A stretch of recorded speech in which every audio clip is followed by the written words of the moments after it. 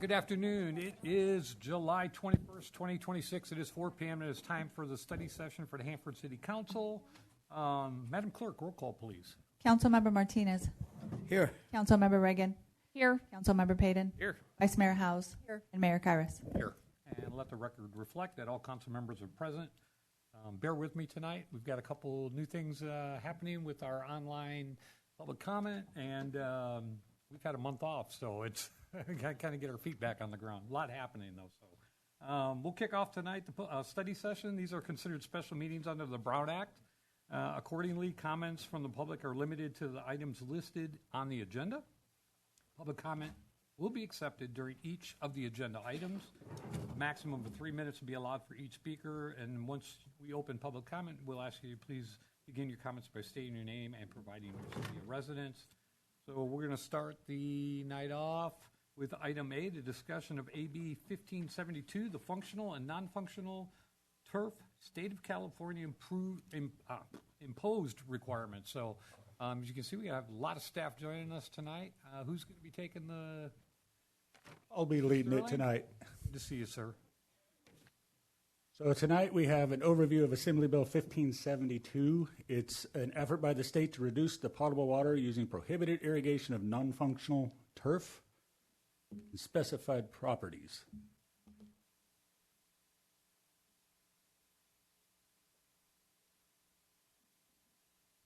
That probably helps. Working.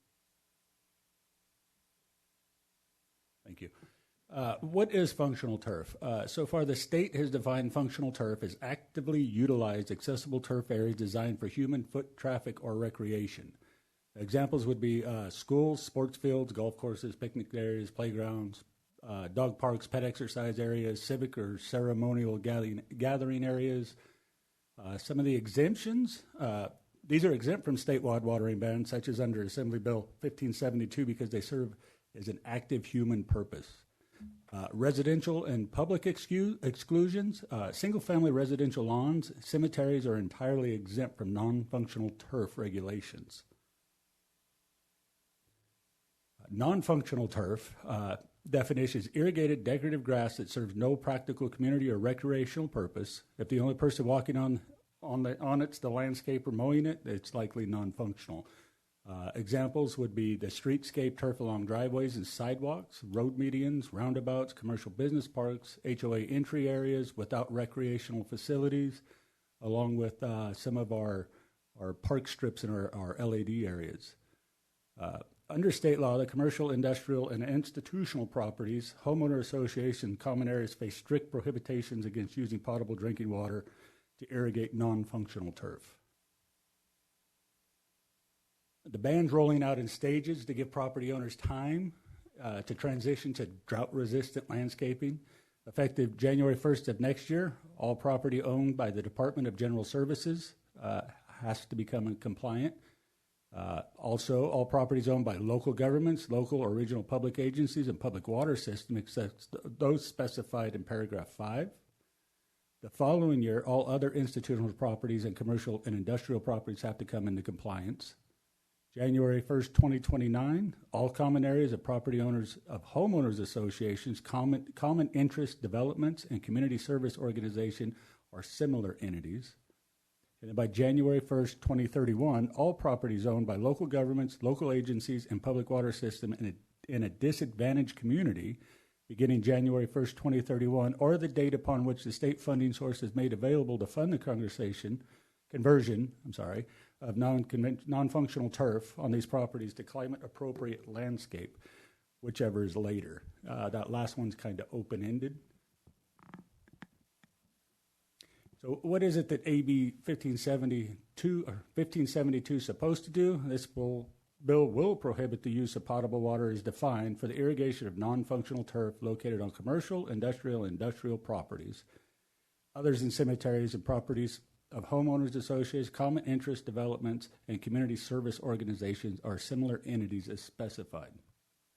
The bill will authorize the State Water Resource Control Board to create a form of compliance certification that would require homeowners to convert of covered properties to certify their compliance as specified. The bill will utilize a public water system, city, county, or city and county to enforce these provisions as specified. The bill will require the Governor's Office of Business and Economic Development to support small and minority-owned businesses that provide services that advance compliance with these provisions. As you see here, these are some functional turf, our local parks. We got movie in the park, and we've got civic park there. Essentially, if we have a recreational use for it, it's considered a functional turf. Non-functional turf would be the bottom left there. You see one of our park strips in a landscape district. There's some non-functional turf around Adventist Health and some of our commercial properties around town. We'll have to remove the non-functional turf. Preliminary inventory of non-compliant properties. You can see here we have city-maintained properties, Fire Station 1, Hanford Police Department Investigation Building, our landscape and lighting districts, a small strip along Furlong Parkway, a Grangeville well site. County maintained would be the government center, libraries, and then we have the public schools that would have to comply with it as well, and commercial properties, gas stations, malls, churches, apartment complexes, anything of that nature. And that's the opening for what we believe will be many questions. Council, any questions? Start at the end. Mr. Martinez, do you have any questions for staff? Not just yet. Okay. Councilwoman Regan? Not at this time. Can you go back? Oh, thank you, sir. Can you go back to the timeline, the January 1st timeline? Couple of questions. Where does landscape assessment districts fall in this from 1, 2, 3, 4, 5? Number 4. Number 4. Because they would be kind of classified as a homeowners association, kind of like in that category? Yes. Okay. Now, because of landscape assessment districts, have been something that I've been championing to, for the increase or the, being on that escalator. Is it the homeowners? I mean, with some LEDs are, just have a little bit each year that they are for, to take care of it and the maintenance of it. How are they going to pay for that? Well, that's part of the state's open-ended conversation still. There's been no identifying way to pay for it. There's been some language that 2030, if we're still classified as a disadvantaged community, that the effort gets pushed out. And what's the classification of a disadvantaged community? I want to say average income of 58,000. I was going to say 48. So if we have a higher average income, we won't fall under this category? Correct.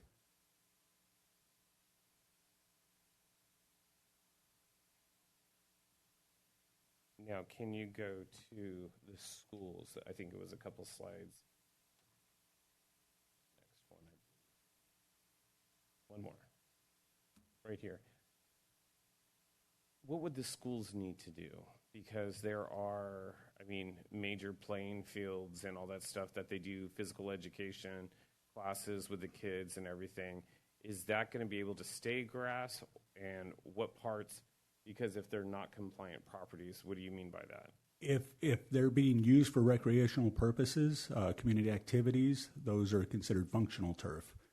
There will be waivers similar to what we do with CalCycle on the recycling side of our refuse division. There will be waivers.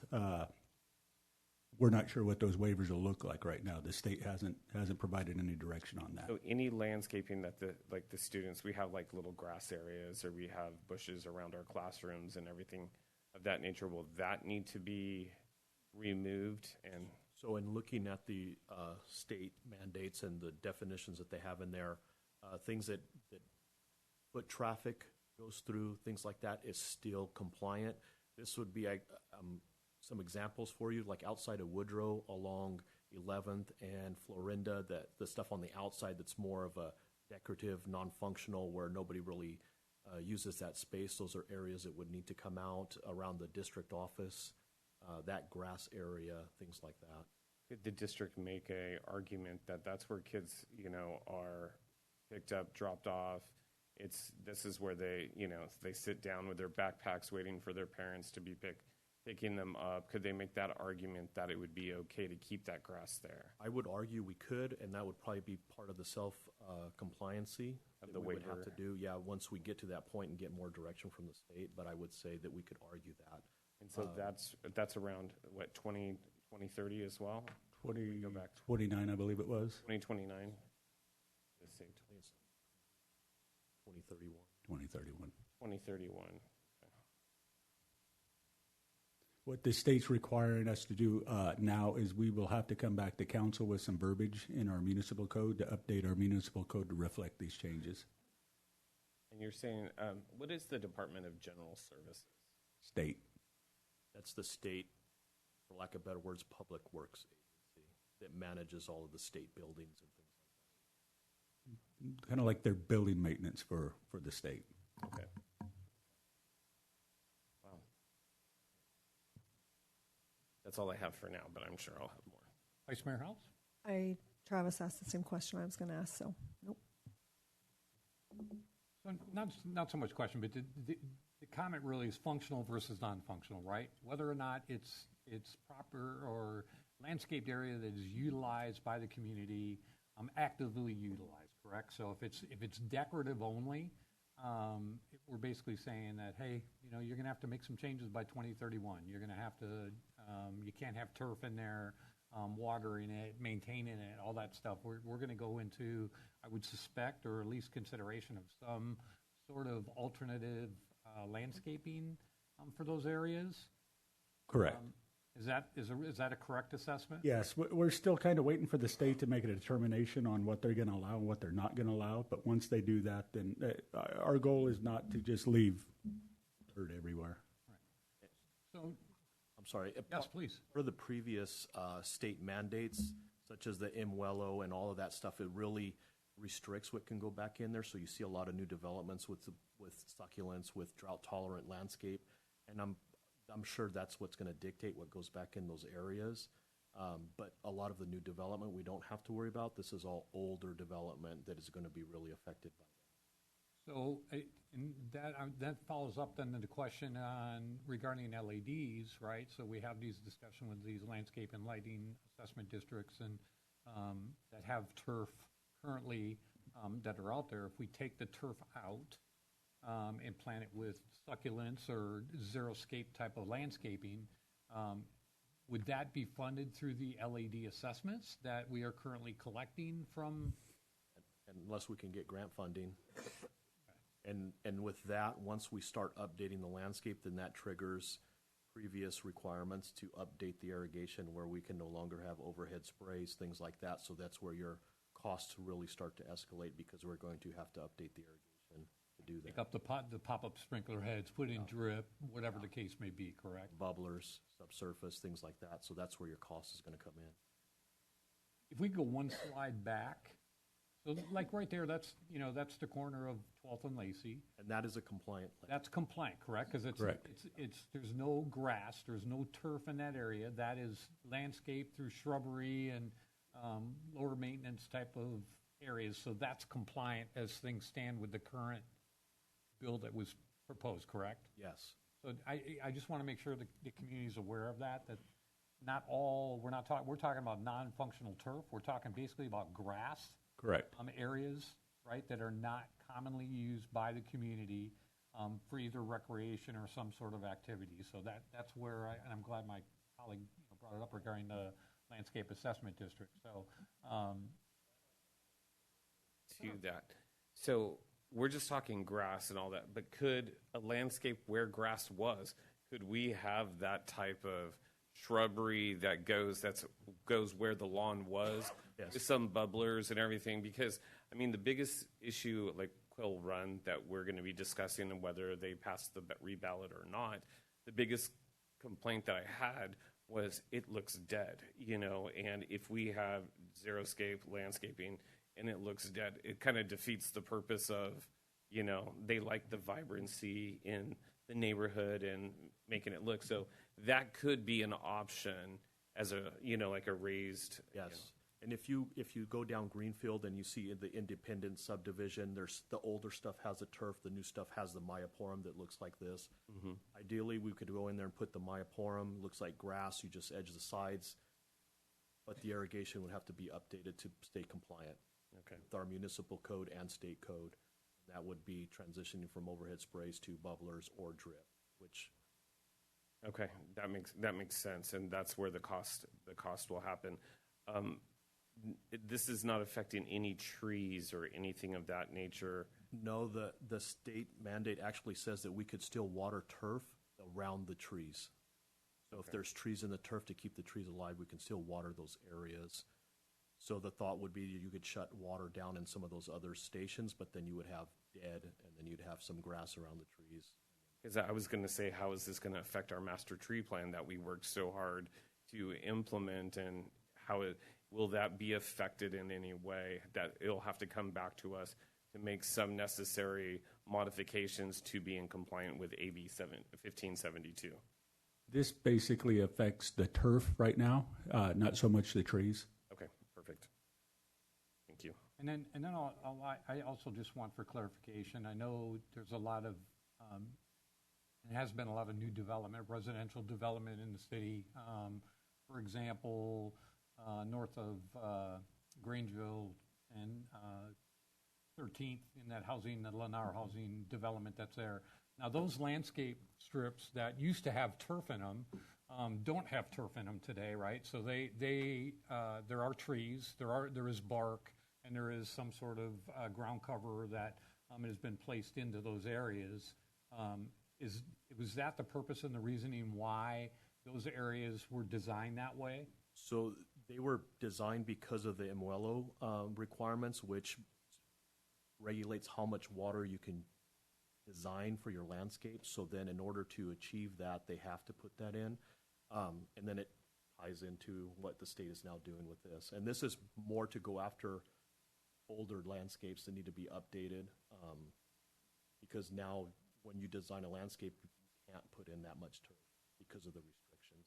Because I know as you drive through the new developments, right, and you see the landscaping that they've put in on these, what I'll call, we used to call mow strips or whatever you want to call them, that were separated the house and the sidewalk or in the roadway, where they used to put turf, they're not doing anymore. So we've already started addressing that issue, and it's drip irrigation, it's not pop-up sprinkler heads, things like that. So, and they look nice. I mean, it's not like, it's like anything else. You have to maintain it, right, to make it look properly. But so I just, in mine, like I said, not so much questions, just statements so people understand kind of what we're dealing with as we move forward and what the requirements are. So we've already started the process, maybe not intentionally, but because of some other factors, with water use, we've already started addressing this.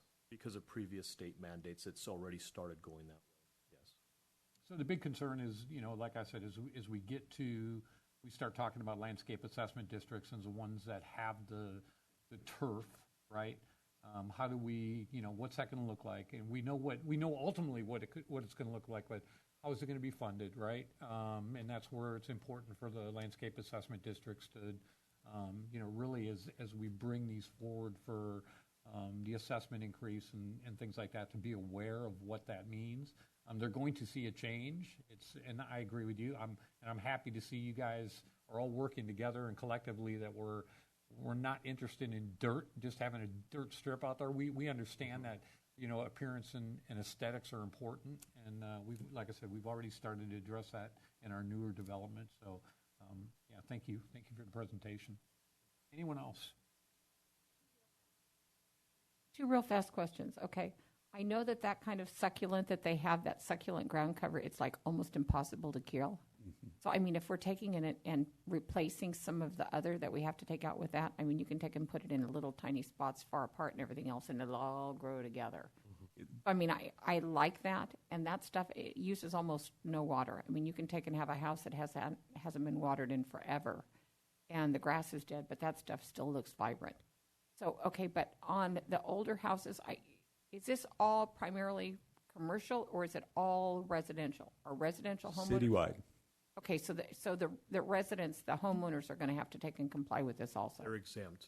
Oh, they So are if exempt. you go into older neighborhoods with the lawn in the mow strips and stuff, they're exempt. Residential is exempt at this point with Okay. AB 1. Yeah, personal property, a single-family home is exempt.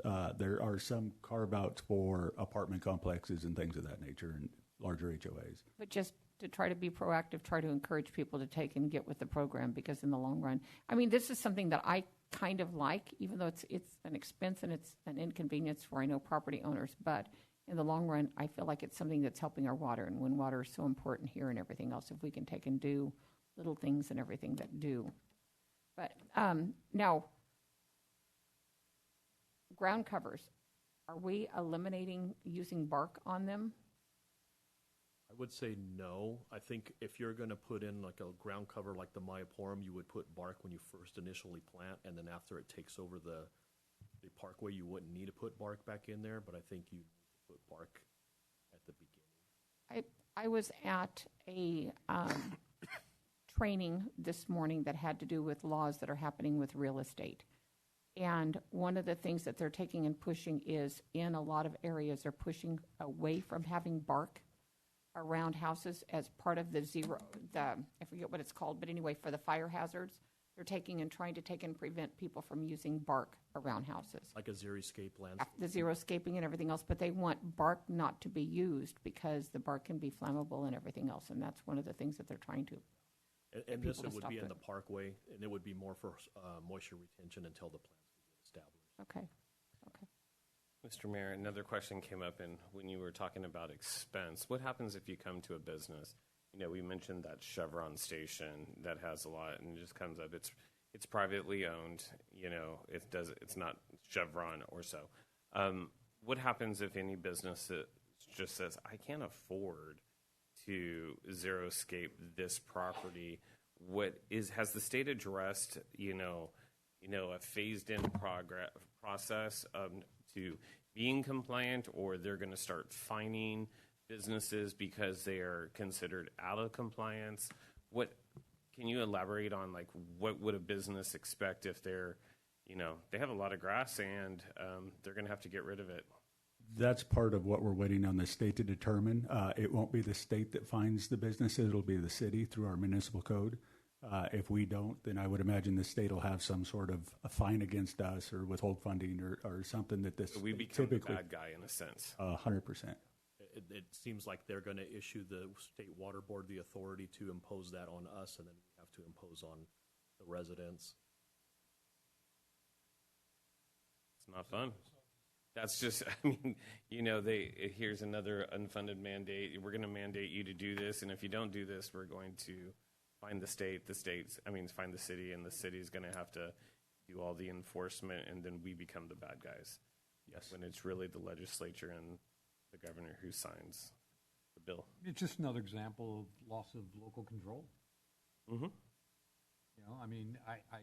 And this is where it's so important that our community and its residents, if they have concerns involving legislation and things that are occurring in the state, they need to reach out to their elected, assembly members and senators and express their concerns, because these are, once these pass, they get pushed down to us, and we have to enforce it.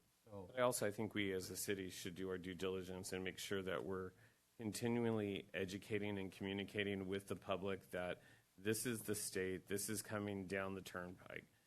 This is what the expectations are that the state has told us that we have to, enforce. So it's not something when 2029 comes along and January 1st and we're like, you're fined, you're fined, you're fined. And our first step is to put this into our municipal code. That's the first requirement. Okay. And then after that, we need to put together, an inventory, a plan of how we're going to educate people. How would we enforce that? And hopefully, in the meantime, or along that process, the state kind of issues a little bit more on their detail on their side. But it's not going to be easy. And I think also with the LEDs, can we just be creative on ways to kind of keep the neighborhoods looking vibrant, even though, with like the ground cover or something,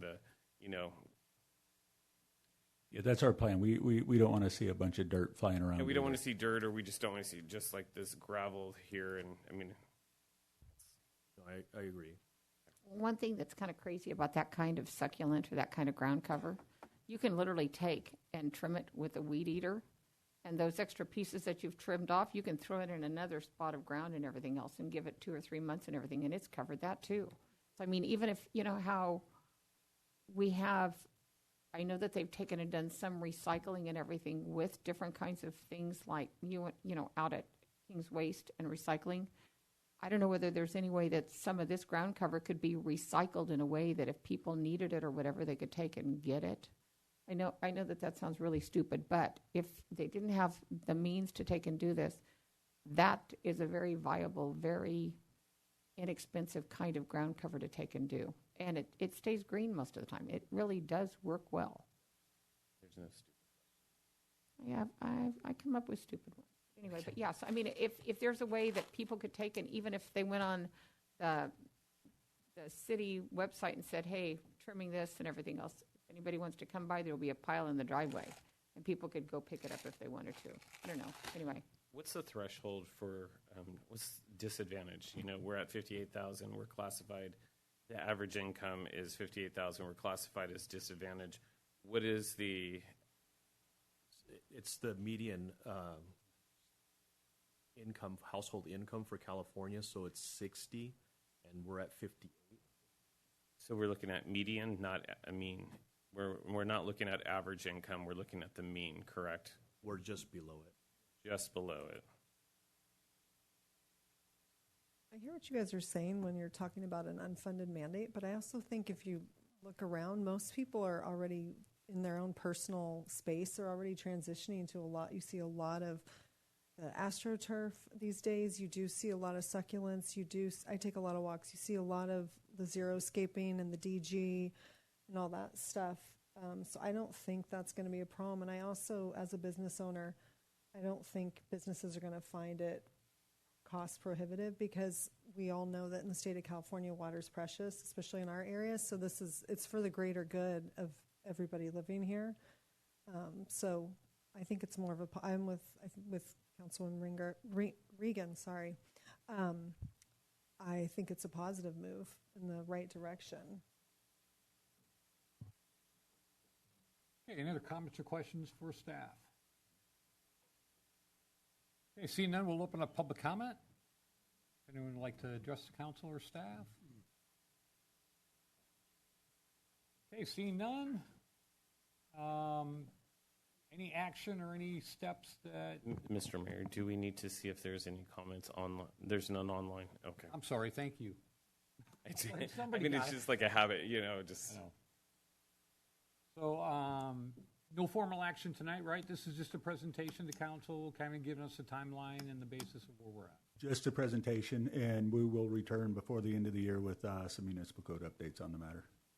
Sounds good. Thank you, everybody. Appreciate it.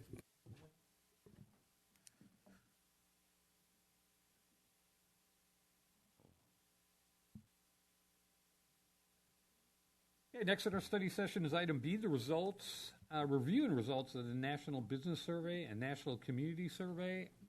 And we have, well, welcome back from vacation, Mr. Johnson. Good to see you, sir. You too. Thank everybody in this room's a little tanner today. Like, I'm just looking around. I'm like, you can tell it's summer. Applied lots of sunscreen. Let's see, where'd my clicker go?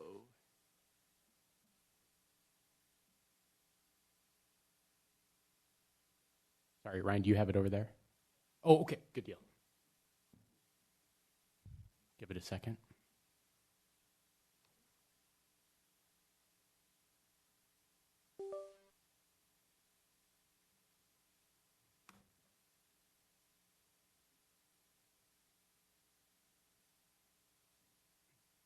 Okay, good afternoon, Council. We will be reviewing as briefly and concisely as possible the results from the 2026 National Community Survey, also known as the NCS, and the National Business Survey, the NBS. So let's start with the National Community Survey, the NCS.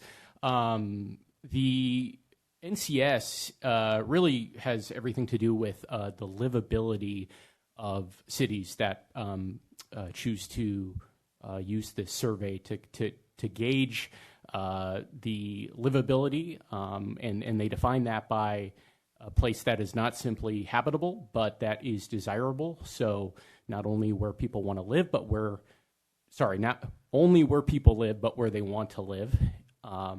The survey was developed by experts at the National Research Center, and that's kind of an arm of Pulco, the name of the company that we contracted with for these surveys. So the NCS looks at residents' opinions around 10 central facets of a community. So these are their facets. You can see them all there. I won't list them all. I will note that the last one, community connection, was previously called inclusivity and engagement back in 2024 when we first did the National Community Survey. Some fast facts about the National Community Survey in 2026. We opened it on April 2nd, closed it on May 14th. We received 272 responses from residents. We offered it in English and in Spanish, and it was open to everyone. So in that way, in that regard, it was not statistically representative of the full community. I want to dive into that a little bit more because it is important. And Pulco had a really great article talking about what open participation in the form of this survey we conducted means. And they say that it can be incredibly valuable. It can broaden engagement, surface new ideas, highlight concerns, and bring in voices that might not appear in a sampled survey alone. But open participation is not the same as a probability-based sample. When participation is left entirely open, responses tend to come disproportionately from people who are especially engaged, upset, satisfied, or civically active, I should say. Those voices are important, but they do not necessarily mirror the population as a whole. A probability-based sample helps correct for that by giving all households a fair shot at inclusion, not just the loudest or most available ones. So want everybody to keep that in mind as we get into the results. And because it was an open survey, we had open methods of distribution, including social media, my city newsletter. We had it up on our website in a couple of different places, and we also had some physical flyers out and about. Hey, Brian, just a quick on Sure. This was open for basically for 5 weeks or almost 6. Yes. To collect the data. As you stated, it was kind of more of an open survey. So if I'm looking at this correctly, only 272 residents participated in this open survey after the advertisement and the information being shared with the community that the survey was there and we were seeking their involvement, correct? Yeah, that's correct. And if you guys, I think it is in the staff report, but to reiterate the comparison to 2024, we had 586 responses. So participation was higher a couple of years ago. Don't really know why that's the case. I think I did just as much promotion and advertisement of the survey. Maybe it's just because it's second time around. I'm not quite sure.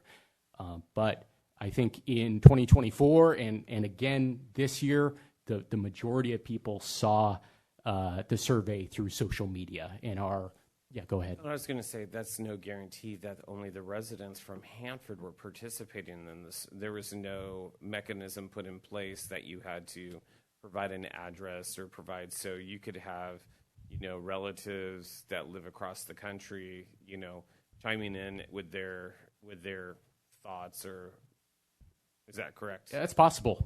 It's possible, yeah. We didn't exclude anyone from this survey. And that kind of makes this not statistically valid in a sense, because you were saying that it was more so of an open format. Yep. And so I may be getting ahead of myself a little bit, but Pulco also offers surveys that do have the probability based surveys, and with those, if we were to ever do one of those, we wouldn't go out and advertise on social media and in the newsletter, flyers, stuff like that. It would be targeted mailings to the people that are selected to participate. So, kind of think about the polling we recently did. Different, but somewhat similar. So, 184 out of 272 clicked that social media specific link to get to the landing page for the survey. And so that was the majority. That was the way most people got to the survey. As we were probably halfway through the survey open period, we were realizing that the participation was a little lower than we had hoped for, and so we did decide to do an actual ad through Meta, Facebook and Instagram, and that was for 2 weeks, and it was approximately $200 we put behind some advertising, and as a result, we reached more than 11,000 individual Facebook and Instagram accounts at least once, and it also yielded 569 views of the survey page. Doesn't necessarily mean that all 569 took it, but they got to that page. We did notice a sizable jump in the number of completed surveys as a result of this ad campaign. So don't put money behind our social media posts very often, but in this case it felt appropriate, and I think it helped get our numbers up a little bit.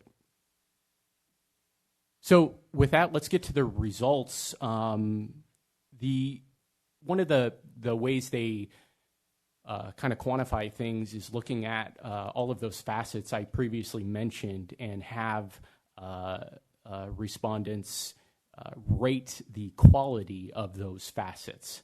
So essentially, please rate the overall quality of mobility, education, arts and culture, community design. As mentioned, there's 10 facets of livability, but I'm not going to give the results of all of them tonight. I just chose a few here.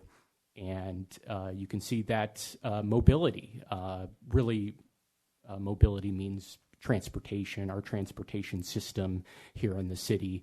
And you can see the number of people that thought we have a good enough, fair transportation system was at 43%, higher than any of the other categories. And you can see for education, arts and culture, and community design, that fair percentage was the highest. But again, keep in mind that this survey is being taken by people who may have a tendency to be a little more engaged with their local government, may be dissatisfied, and there's also many other external factors at play. But I do want to emphasize that the full results of the NCS are available on our website. I got the URL there. Before we move on to that one, can we go back just for a short comment? When I look at, when you go to 4 categories, excellent, good, fair, or poor, I kind of put the good and fair kind of in that median area. So, I mean, as I look at just for the ones that you posted here, we're in the mid 60 percentile or lower 50 percentile, the community that thinks we're either good or fair. So, you're going to have those that totally disagree with, things that are happening. You're going to have those that totally agree with things that are happening. So I kind of look at that, 22 and 43, we're talking 65%.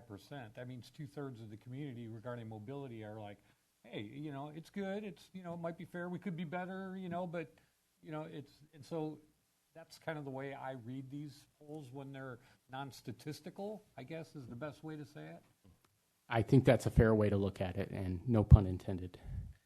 I also wanted just to add to the conversation that when we're looking at 272 respondents, it kind of the LAD for Quail Run is 272 houses.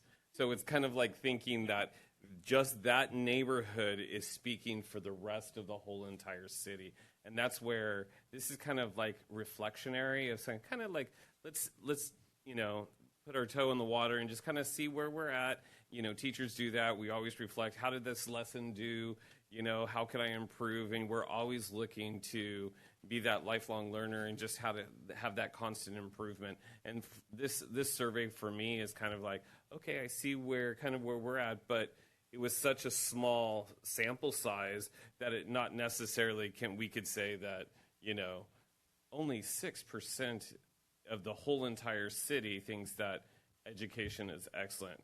Because I could get a bunch of teachers in here that'll say, I disagree with that.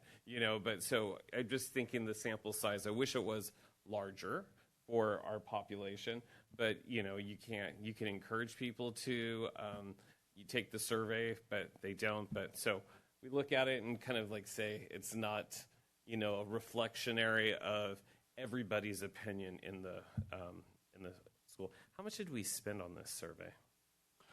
Or the taxpayer money? How much did we? Well, we kind of bought a package deal with the National Community Survey, the National Business Survey. That also includes access to the results in the interactive dashboard for 2 years. And then in addition to that, we have access to a tool you guys may recall the name of Balancing Act. Now it has a different name. It's called Prioritize. We have used it for like the retail surveys I've done and had some fun with those. But then Polko has also a large library of other templated surveys, polling, things like that we also have access to through the package we got. I believe all of that was we negotiated down from a much higher price, and it was $18,000 if my memory serves me right. I'm just thinking of entertaining. I mean, you were mentioning the meta ads, and like we spent $200 to like encourage, and we got a lot more, respondents than what we could do. I was thinking, could we do this in-house? Is this something that we could save $18,000 of taxpayer money and, rely on, the social media, the meta, and putting out those ads, that could save the taxpayers, and maybe because this was not a statistically valid survey, it was more reflectionary. I'm just thinking that big price tag might be something that we can look into as a council probably and see like, hey, is there a cheaper way of getting the same amount of information and data? So that's just my 2 cents. Yeah, and I think I could look to other cities that may do things a little differently or maybe do it in-house. Be happy to research that a little bit. I have a question. Mm-hmm. On this here, you have 3 out of the 10 that you chose to take and present on this. How did you decide which 3 to present? Today, I chose them, and it was mostly random. And you'll see in the next slide shows 3 others. When we're looking at the importance, how the community rates the importance of these facets, and I made sure those were different. So it was pretty much random. Okay, thank you. So we've talked about how the community rated the quality of those facets of livability. I wanted to briefly look at how they rated the importance of some of those facets. And as just mentioned, I chose a couple of other facets for the presentation of these results. And just to give you a better idea of like the question that people responded to, it essentially said, please rate how important, if at all, you think it is for the Hanford community to focus on the facet, whether it's safety, economy, utilities, in the coming 2 years. And so looking ahead to 2 years, how much should we be focusing on these facets of livability? And so And I stand corrected, Councilmember Regan. For this slide, I chose the top 3 most important as rated by the community, but I did make sure they were different than the previous 3. So safety is most important. If you look at the, if you combine essential and very important, I think that's 95%. That was the highest. Economy was a very close second, and then a little further behind was utilities. And going back to that question there, the question did kind of vary based on, you know, the facets. So it was not verbatim that question, but, you know, like for utilities, it was please rate how important, if at all, you think it is for the Hanford community to focus on the utility infrastructure of the city. So it was kind of a little different based on each facet, but essentially it was the same question. How important is this for Hanford to focus on? And not even City of Hanford or city staff or city council, but Hanford. So it was a little broad in terms of what we were asking. Moving on to the National Business Survey. This was the first time we did the NBS, and it is similar to the National Community Survey, but is geared towards our local business community, giving them the opportunity to provide feedback about our community and government services and other services that help them succeed and contribute to the local economy. So this survey looks at not facets of livability, but core indicators of the business environment. And you can see those listed here. I'm going to do something a little bit, before I do that, here's some fast facts about the MBS. We did this before the NCS this time. So we opened it on January 1st, closed it on February 8th. We got 103 business owners or managers to respond to this one. And it's important to note again, this was similar to the NCS in that it was an open survey, so it wasn't statistically representative of the business community. Although we did not, although it was an open survey, we chose not to advertise it in the ways we did for the NCS. We didn't advertise it on social media, in the newsletter. We did targeted methods of distribution through our business license renewals. So that's why we started on January 1st. So when business owners received a email that their business license renewal was due, there was also a note in that email about responding to this very optional survey. But we also had Main Street Hanford and the Kings County Economic Development Corporation push out the survey for us. We appreciate that. So again, full results on our website, but I do want to do things a little differently. In both the NCS and MBS, we were able to add custom questions to the surveys. And so the both surveys come with a set list of questions that essentially every city uses, but everyone is also able to add a limited number of custom questions. So I wanted to kind of mix it up from the NCS and just give you a look at the results for some of our custom questions in the National Business Survey. One thing we thought was important was to kind of gauge the business community and their feelings about some of our internal processes. And you can see 3 there in one of the custom questions. Electronic permitting system, city inspectors, and our business license system. So Mayor Kyers, to your point about, good and fair, I think if you combine the good and fair in each of these categories, we're not doing too bad. Obviously, there's a smaller percentage of people who think we're doing excellent or poor. But, yeah, that was something we felt was important to ask. Another custom question was, please indicate whether or not you're aware of or have used any of these services currently offered in Hanford. We listed the Valley Community Small Business Development Center. We listed the city's own Development Resource Center, which we call the DRC. We listed my ribbon cutting program that we started, what was that, earlier this year, late last year? And then we threw in the Main Street Hanford facade program and some of their marketing services. So I decided to include this one intentionally because I think it shows we and maybe some other organizations always have room for improvement when it comes to touting their own programs and services that are available. We held a workshop last night in the City Hall training room with Access Plus Capital.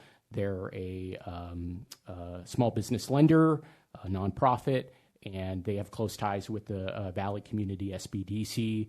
And so we're kind of entering into a new unofficial partnership with them for them to have workshops down here.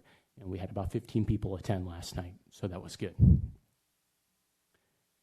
All right, last slide, I promise. Takeaways, questions.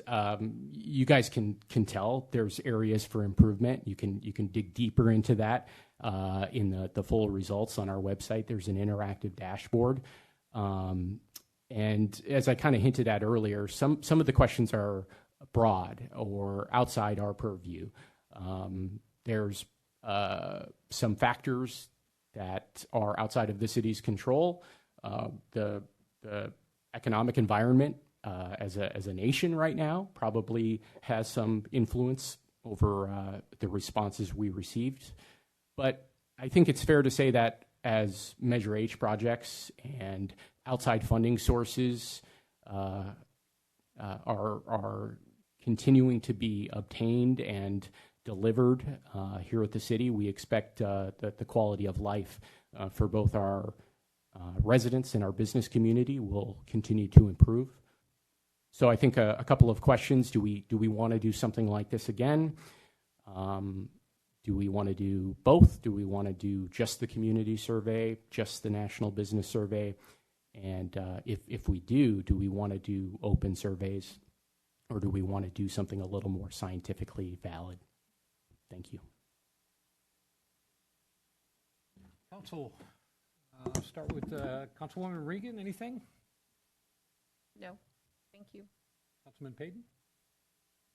I think every 2 years is, a good, time, to kind of keep us in check. But I think more so I'd like to keep it the open surveys, but have it a little bit more targeted, maybe through our utility bill, have a QR code on the utility bill or an insert in there to encourage people. And that might be a little bit cheaper than, and I'm not sure if it would be cheaper than the $18,000 that we spent on the survey, but, putting it somewhere where we could have that advertisement and then kind of use Meta to kind of promote it a little bit through social media. But I think an open and any way to, save the taxpayer monies, but still get kind of a result that might be a little bit more suitable and something that we can hold on to a little bit more. And I appreciate the utility bill suggestion. I'm struggling to remember if in 2024 we did a utility bill insert or not. I can't remember for that first national community survey, but we didn't this time. I think because we were on a little bit of a tighter timeline for this one, but something to consider again. Vice Mayor House? What's the cost difference between the probability-based sampling and open surveys? I don't recall. Chris, do you? I don't recall off the top of my head, but it was a significant difference. So that's why we had opted for this one as we did in 2024. Thanks. Councilman Regan, anything? Yeah. No, I think for me, I think it's eye-opening. No matter how you look at it, it's definitely eye-opening. When you look at the National Community Survey, and they rate it excellent, good, fair, and poor. I always look at the negative. How do we do better? And we talk about that, and you have that in their areas for improvement. It's the same when you get into the National Business Survey. I think when you break it down to three categories, when you have 25% of a community or respondents or higher that are unhappy with something, we have to look at how we're doing things. And I think, council is taking the steps to, with an understanding that we need to get information out to the community. We have to have that engagement with them because that's how we're going to keep them informed and educated. We all can't reach out and have personal one-on-one meetings with 60,000 people, but this is, to me, although I like I stated earlier, I think when you have 60% of the community, it's like, yeah, you guys are doing okay. I mean, that's good, but then when I dig into it deeper, it's like, okay, where can we be better? And so I'm glad you've got that as you're one of your top bullet points, like hey, areas of improvement. How do we get there? I think that's always going to be a challenge, but I know for myself, I mean, I'm very, very pro informational sharing. I think and I think that's kind of a difference today than maybe what it was 10 or 15 years ago in city government. We have a responsibility to get as much information out to the community as we can. So I appreciate you getting that and recognizing that, and we'll work forward. We have a couple of years to prepare to do that, but I think and the other thing is I do think, and I've said this my whole time on council, most people in the community, we don't have a large turnout, with pitchforks at our council meetings, calling it.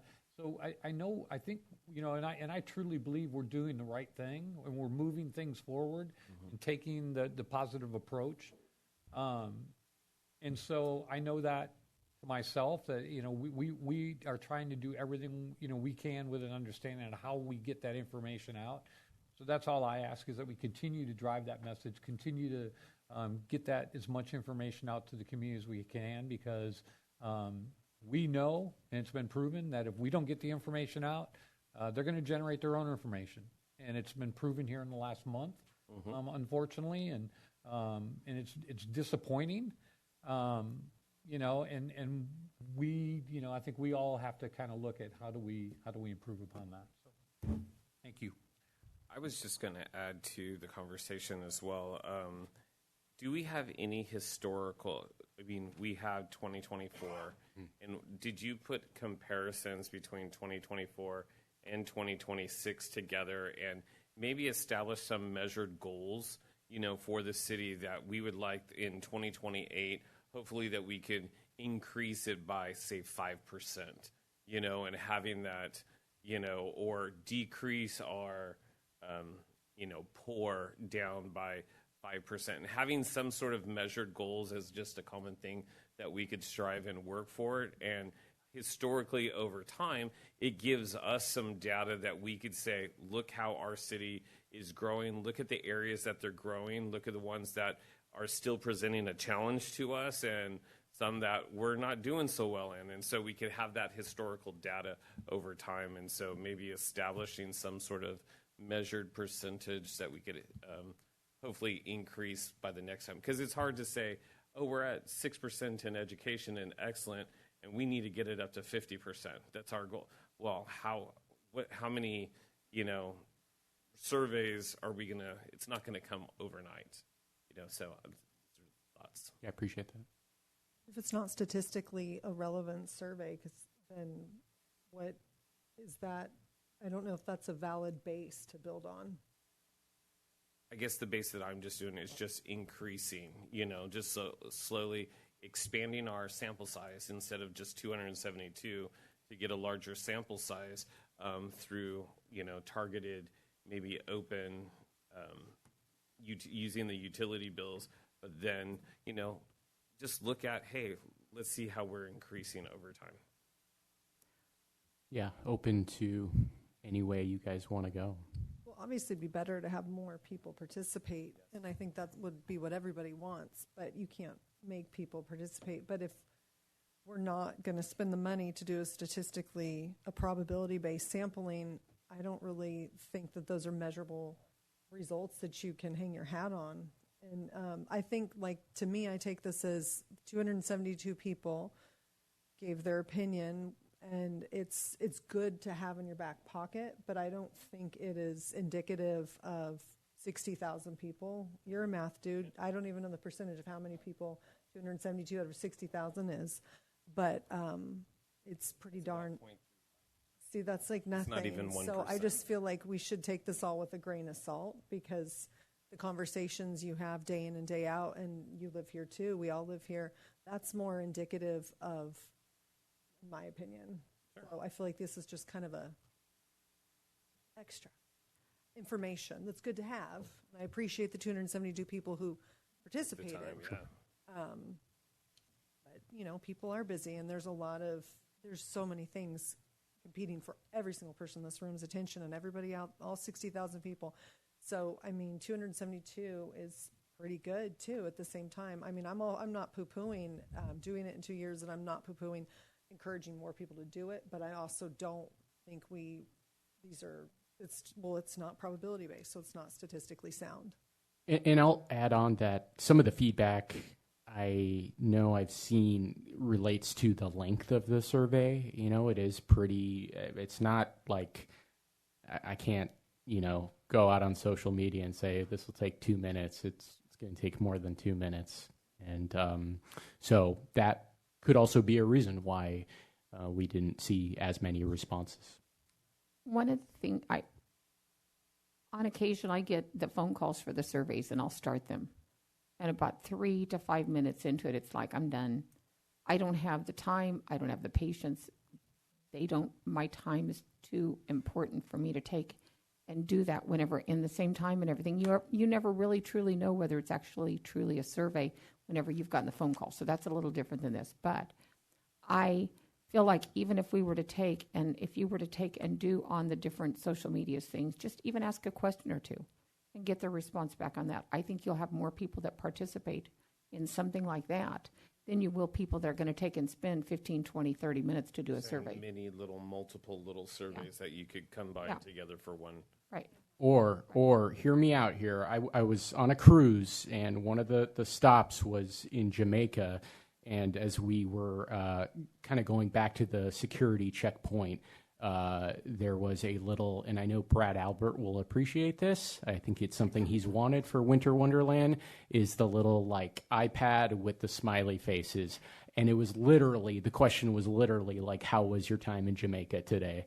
And I was all in. I gave the big smiley face. So we could put those up in different parts of the cities of the city as people leave. We require them to. I'm totally joking, but no, but I'm yes. thinking too, like with the iPad idea, you could have several of them and go through Thursday night market, you know, and just kind of say, do you mind for a survey, and have some Hanford swag that you give them for participating, and it might be something that we'd get more over a series of maybe 5 or 6 Thursday night markets. We might get more than 272, and people are there. I mean, I'm just throwing out things that come to my mind because of your example as well. One of the things that I keep hearing from people on social media, there's people that will always be negative, and they'll take and say, do better, do better, do better. Okay, and what people need to understand is every one of us and every one of people here or whatever, we're involved in doing this together, and we're trying to take and make it better. And just like it took us, I think, about 11 months to get the feathered flags back, it takes time. And every one of us has different kinds of things that we're taking and trying to do to make this town better. And we're working on it. And more than anything, people need to understand that we truly care, and we're trying. And we aren't perfect. We have, but we're all trying. And, we want the public's input, but it's a whole lot better if we can get it in a positive note than the negativity, because it just works easier, and it makes it when we're trying to do better, we need people to take and appreciate that and see that we are trying to take and do better. One thing I just looked up because I remember it in the back of my mind, but it's 47 seconds that in 2026 that the average person has on a single task. So any survey over 46 seconds, people are like, done. Okay, any other comments or questions? Okay, we'll open up public comment if anyone would like to address or have any questions for staff or council. Seeing none in present, Madam Clerk, anything online? Nothing online? Mr. Johnson, thank you. Appreciate it. Thank you.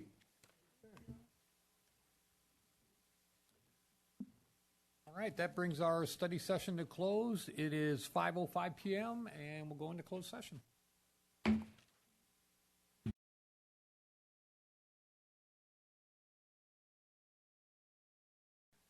All right, good evening. It is July 21st, 2026. It is 7 p.m. and it's time for the Hanford City Council meeting. Madam Clerk, roll call, please. Councilmember Martinez. Here. Councilmember Reagan. Here. Councilmember Payton. Here. Vice Mayor House. Here.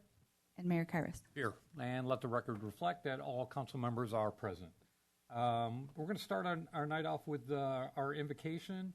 We have Pastor Lori Wells, I believe, that's with us tonight from Wells Springs Church. So if you'd all rise, remove your caps, and then after our invocation, Councilwoman Regan is going to lead us in our flag salute. Welcome. Thank you. Welcome to you all. Thank you for being here.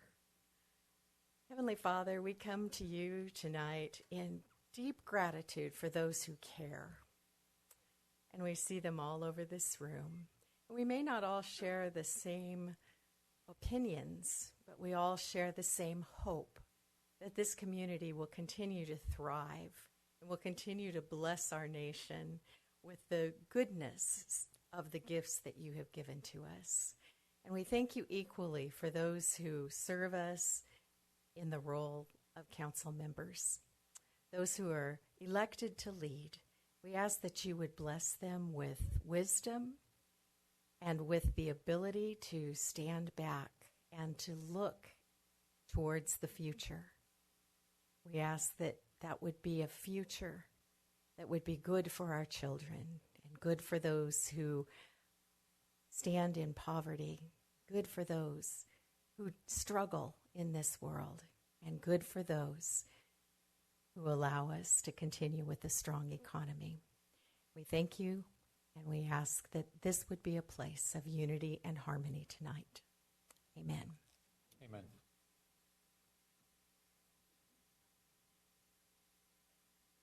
Please salute.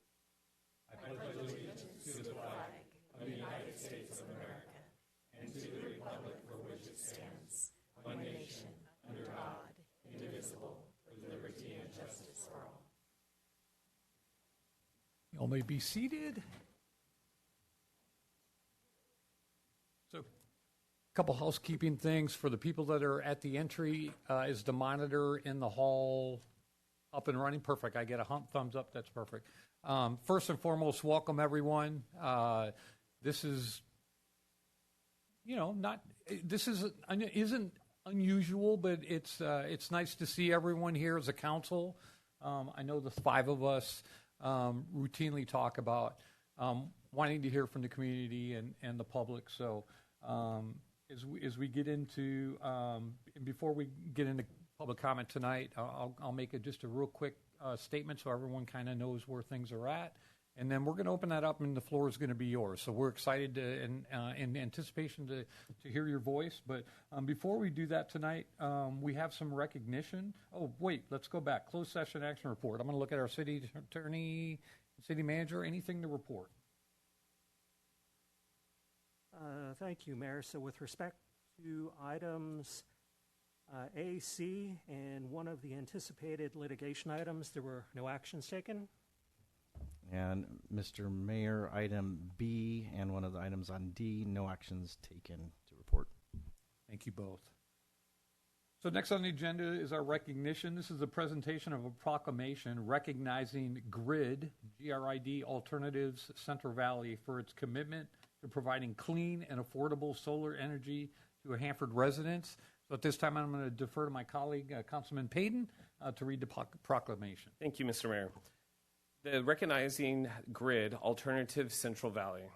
Whereas since 2009, Grid Alternative Central Valley has been committed to expanding access to clean, affordable solar energy for residents of Hanford and surrounding communities, helping families reduce energy costs while promoting environmental sustainability. And whereas through its dedicated efforts, Grid Alternatives Central Valley has served 147 Hanford households, providing more than $4 million in lifetime energy savings while creating an environmental impact equivalent to removing approximately 1,916 vehicles from the road.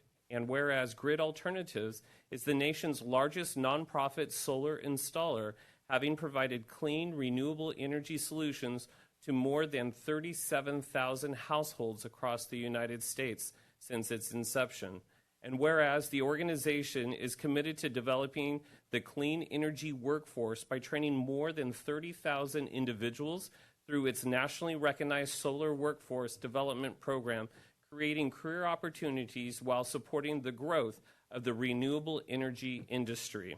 And whereas the Grid Alternatives Central Valley Regional Office has served more than 4,000 families, generating more than $100 million in lifetime energy savings throughout the Central Valley, while helping make renewable energy accessible to underserved communities.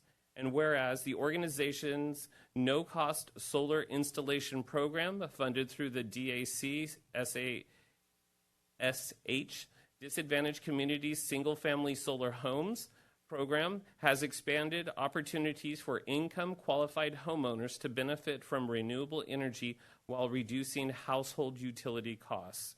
And whereas the City of Hanford recognizes the meaningful contribution of Grid Alternatives Central Valley in improving the quality of life for Hanford residents through energy affordability, workforce development, and continued investment in the community. Now therefore I, the City of Hanford, on behalf of the Hanford City Council, do by proclaim our sincere appreciation and recognition of Grid Alternatives Central Valley for its outstanding commitment to serving the residents of Hanford and the Central Valley, and extend our gratitude for its continued dedication to expanding access to clean, affordable solar energy, strengthening our community, and improving the lives of local families. Presented this 21st day of July 2026, and it's signed by our Mayor, Mark Kyrus. And is there a representative from Grid Alternatives here to receive this certificate?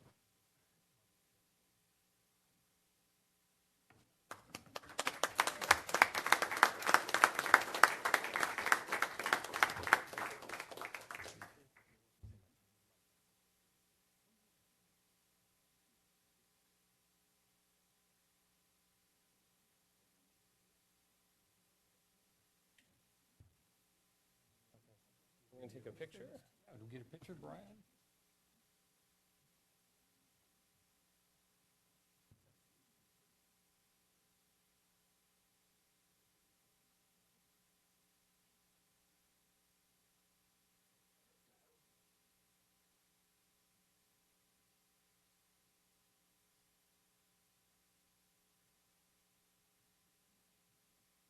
One more. We get a lot of them. And the podium is yours, if you'd like to make some comments.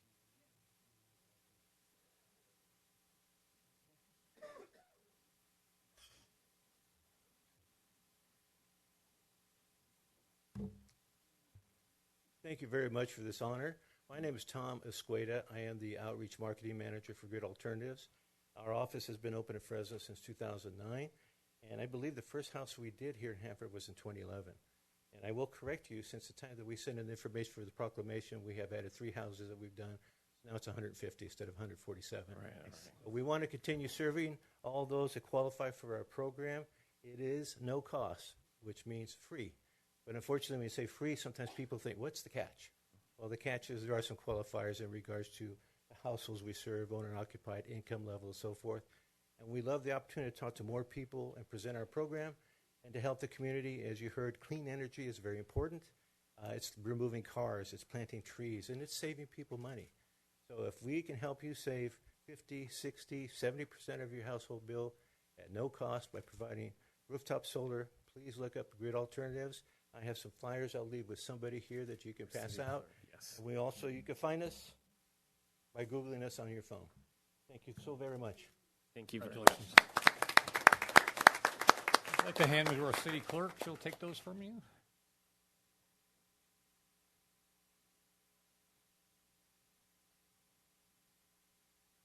Okay, next on our agenda is public comment. Before I start tonight and I read the disclaimer, I just want to say I know just from the visuals that are in the audience tonight, there's interest tonight regarding data centers and the concerns and stuff expressed there. One thing I just wanted to share with the community is that I was unaware of a data center proposal being proposed at the King's Fairground until I saw the notice on social media. So I just say that because this is proposed project is on the property of the state of California, which is the fairgrounds.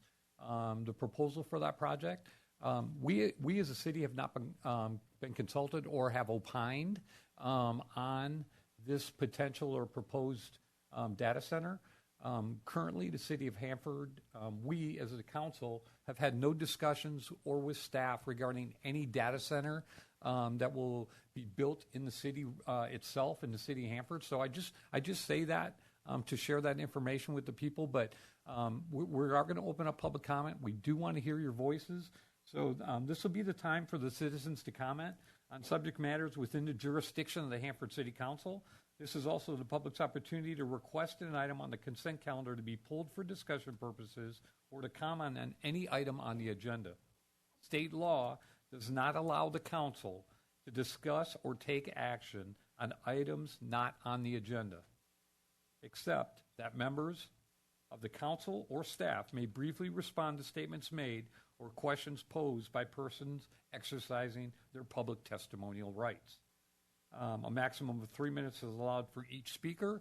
I will ask that if you'd like to speak, when the first person comes to the podium, if the next person could get in behind them, and we can just keep going from there, that would be great. And we just ask that you begin your comments by stating your name and your city of residence.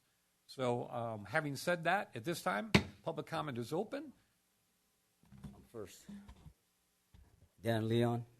In 2019, my son's grandfather, an 80-year-old man with dementia, and his uncle, 51-year-old, were arrested by Avenal Police Department with fabricated charges based on allegations made by somebody. 9 months later, the charges were dropped. In my discoveries and findings, according to city employees and community members, the Avenal Police Department, high-ranking and lower-ranking law enforcement officials in uniform and on duty were engaged in immoral acts with female staff in the police department. Unfortunately, one of the female staff had the courage to file a formal complaint for the internal investigation. The chief of police was forced to retire, and other officers involved in their involvement in the parties were fired or whatever became of them. I bring it back, Council, to the day my son was arrested. Based on allegations made by the known high school drug trafficker and abuser, he was arrested by a former Avenal law enforcement official. According to his last employer's evaluation, this officer lacked field experience and had displayed poor judgment required for a proper supervisor role. The night after my son's arrest, approximately at 05:40 hours in the morning, the Hanford Police Department's witness was outside in front of my house yelling obscenities and clearly displaying features of a person under the influence of a controlled substance. Furthermore, he claimed again, at that time when my son was in jail, he claimed that my son had burglarized his home again. For the record, my son was in jail since the day of his arrest, and he's disabled. I have one question to the city of Hanford. We have so many well-qualified, seasoned Hispanic police officers. Why did you outright overlook to promote a Hispanic police officer? Instead, you racially promoted an inexperienced young white police officer with poor judgment. This is the typical pattern of racism faced by former Hispanic council members in this community. as I warned so many times, many other council members in other cities, this information is being forwarded to the officials in the Sacramento Regional Office. And I'm not standing here alone, gentlemen. Thank you, Mr. DeLeon.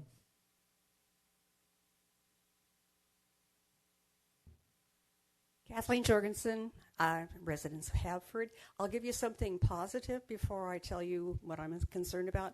Thank you for the drones, but they're not enough, and you don't do them long enough. Police department for a long time didn't do anything. And we are spending $1,500 every 4th of July to take our dog out of town. And that's stupid. So, thank you, though, for helping. Now, data center. I understand Fairgrounds is not city property. I understand NAS Lemoore is not city property. But what I'm asking you to do is city councils from Hanford, Avenel, Lemoore, and Corcoran, along with the Board of Supervisors, all need to get together and form some type of a coalition that is fighting against data centers. The data center out on the base is going to be devastatingly horrible. And we've got a member of our group, Kings County Democrats, who has done a wonderful job researching it, and you need to probably talk with him. Also, they're saying that the fairgrounds isn't a data center. Yes, it is. And we don't have answers on what happens to the fluids that are within the supposed cycle that is not going to be exposed. Where does it go? Is it going to go into our water table? Is it going to pollute our water? Is it going to pollute our air? I have lived in this city for a long time.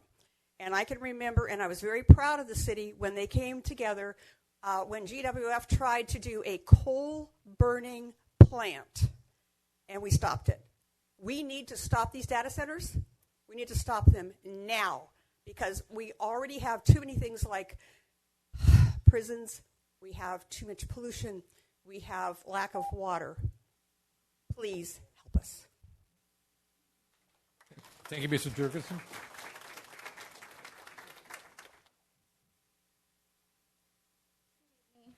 My name is Alexandra. I'm a resident here in Hanford, California for the past 2.5 years. Before I go forward, I attended yesterday's meeting, and I would like to apologize, not to you, because you guys were not the volunteer members in there, but many of the residents here were present, and that's not the kind of attitude, that's not the representation that I want, the behavior that I want to represent my community, and I wanted to apologize for that because I went off rail yesterday. My passion is real. I was not born and raised here in Hanford, but I am treating as if as if my mother gave birth to me into this, excuse my language, may I could say fucking soil. That's what it is. I'm very passionate. Data centers not only is going to affect mentally our children, our animals, but it's going to affect our farms. We are already being told when to water our grasses. What made you think that you going to take our resources and give it to a data center?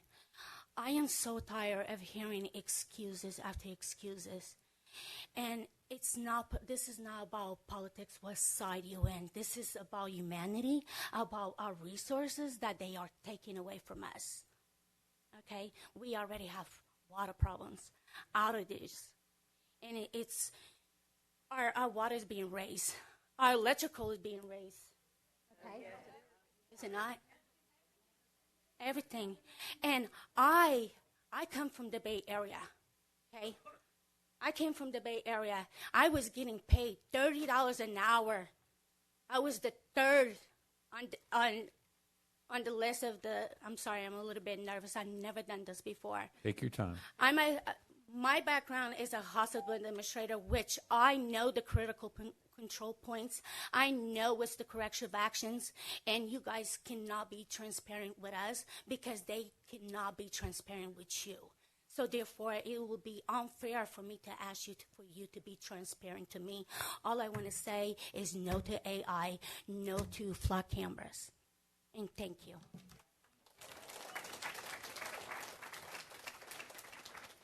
Thank you, Alexandra. Good afternoon. My name is Cesar Caratachea. I'm a resident here of Hanford, but most importantly, I like to say that I'm a young father to a young daughter that's 6 years old. So I came here today because I think it's important to talk on these issues, mainly because, you know, I think about myself, but more importantly, I think about the younger generation. So I think about my daughter in that aspect. When I heard about the data center, I was really angry, but I thought immediately of my daughter. So I wanted to come here and express my concerns regarding that.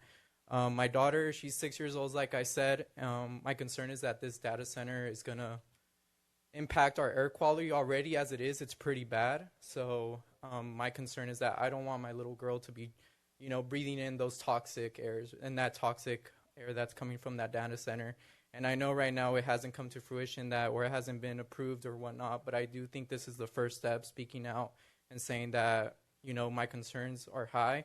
And I never come to these things, but today I said, you know, I think it's important to speak out. And more importantly, when a young man needs to speak out for his daughter, you know, she can't speak for herself. She has autism, but I think it's important for me to use my voice and my privilege to come over here and say, I'm against the AI data centers, and I think you should really look into it and just consider the younger generations, right? Because we're also the future. So I think it's important to take note of that. Thank you. Thank you. Gotta go a little lower on this. Hello, my name is Siana Rodriguez. I'm 24 years old, and I was born and raised here in Hanford, California. I understand that you guys are saying that you have no say in this data center, but I'm going to take this moment to educate you guys and others in this room on the damage that these do. Some backstory on me. I come from a family who used to own a farm here in Hanford, California, off of Flint Avenue, past the 43. My family was one of the few farming families that tried to fight against the high-speed rail, a project that was never completed and wasted millions of our tax dollars. We were affected so much by the high-speed rail that unfortunately, like many others, had to end up selling our farm when the railroad's production began.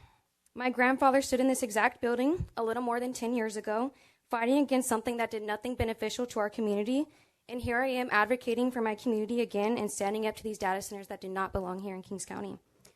Now let me tell you some facts about the damage data centers will do. A 10 megawatt data center consumes between 75,000 to 340 gallons of water per day. This equals roughly to 27 million to 125 million gallons of water yearly. Powering site demands additional water as they often exceed direct cooling volumes. According to a new report from the IRP, the International Resource Panel, half of the world's population will suffer from severe water stress by 2030. Are you going to allow our community to be a part of that 50%? Not only do these data centers need and use excessive amounts of clean water, but they also cause permanent damage to our bodies. A 10 megawatt data center produces constant noise levels ranging from 60 to 90 decibels. Cooling fans create a constant hum, and generator sounds spike to 105 decibels. 85 decibels is safe for the human ears for only 8 hours. 105 decibels is only safe for 3 to 4 minutes. Sound from a 10 megawatt data center can travel anywhere from a few hundred feet to over a mile. In other communities nationwide that have surrounding data centers already are reporting multiple cases of tinnitus. If you don't know what tinnitus is, it is a medical term for when one will constantly hear ringing, buzzing, clicking, and hissing sounds when there is no noise present. This sound will cause damage to humans and our wildlife. California state law, disturbing the peace, makes it illegal to maliciously and willfully create loud and unreasonable noise. Matter of fact, in Hanford, you can be cited if your noise is plainly audible from 50 feet away after 10 p.m. South of the fairgrounds, almost 2,000 of Hanford's residents will be affected in the Home Gardens area. I cannot find an exact number of people who live in the north, west, and east side of the fairgrounds, but all surrounding neighborhoods will also be affected, including myself, which I live right on the other side of the soccer complex, where kids play soccer year-round. If sound from a 10 megawatt data center can travel up to a few hundred feet to a mile, 24 hours of the day, why are we even considering this to be built in our community? It completely violates our rights. Thank you, Ms. Rodriguez. Thank you. Thank you.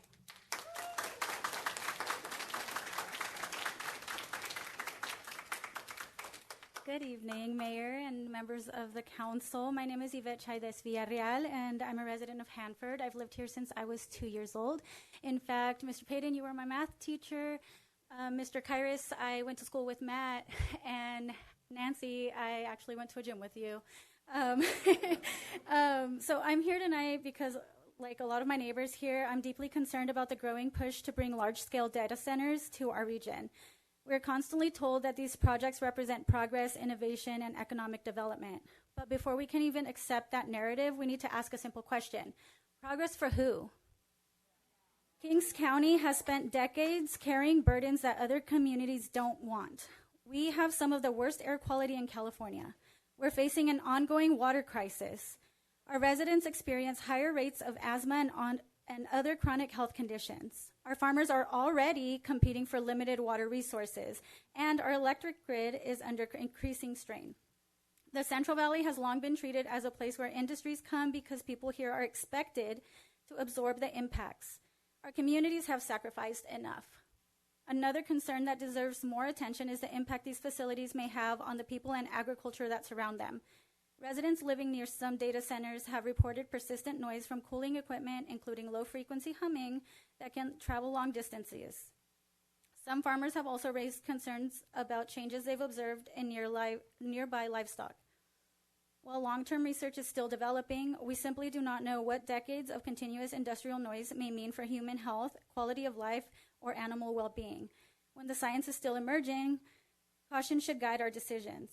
We're told that these projects create jobs, but once they're built, data centers actually employ relatively few permanent workers compared to the amount of land, water, and energy they consume. That is not the kind of economic development our community should settle for. Economic development should leave our community healthier than before, not ask us to sacrifice our air, water, farmland, or our quality of life. So tonight, I'm asking this council to be proactive instead of reactive. I urge you to begin exploring a local ordinance or resolution that would prohibit the development of data centers and similar high-resource industrial facilities within the city of Hanford. If our general plan and zoning policies don't currently provide those protections, I ask that you begin that conversation now before an application is sitting in front of you. We have an opportunity to decide what kind of community we want before outside interests make that decision for us. Let's choose clean air, responsible water stewardship, sustainable economic development, and the health of the people who call Hanford home. Thank you. Thank you, Mrs. Villarreal. Just to answer your question,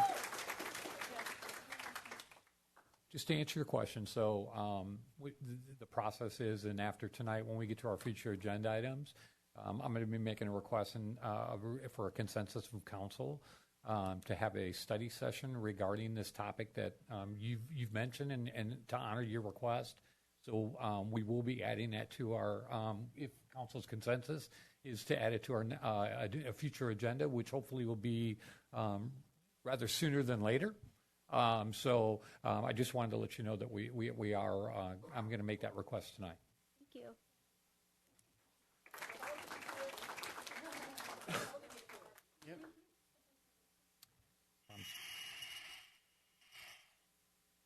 That was a recording of a data center. That was 4 seconds. It's a high-pitched metallic sound. Can I get your name? I'm sorry. Sorry, my name is Amy Wilkinson. Thank you, Ms. Wilkinson. I was raised in Hanford. I work in Hanford. I live in Lemoore. So so many people here have already talked about the health and economic impacts of the data center. So I'm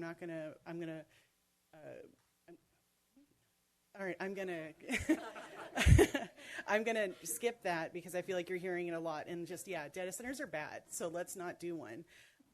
So what I wanted to do is I wanted to say that they are an existential threat to our community and to the valley in general.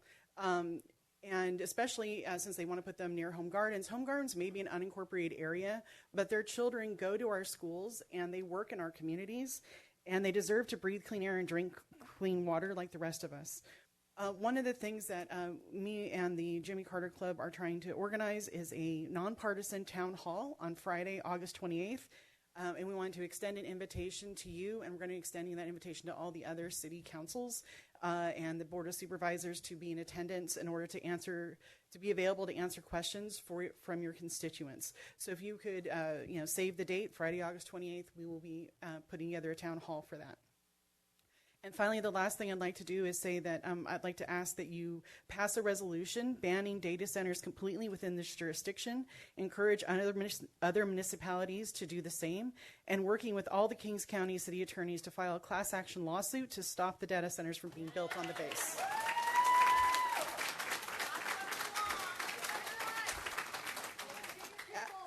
As was stated earlier, Kings County has been the dumping ground for various cities throughout the state.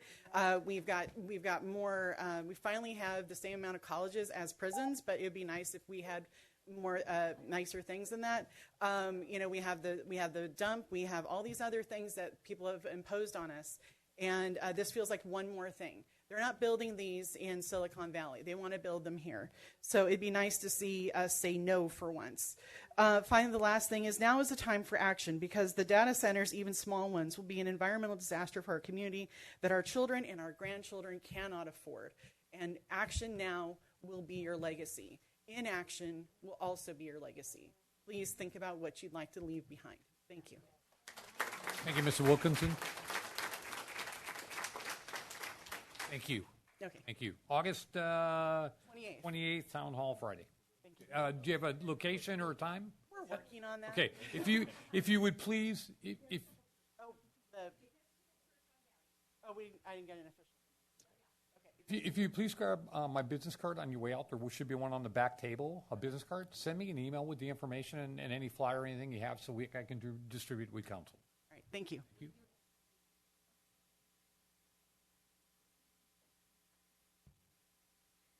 Hello, City Council members. I'm Vanessa Alvarez, a Kings County resident working in District D. I come before you to express my concern regarding the proposed data center for Kings County.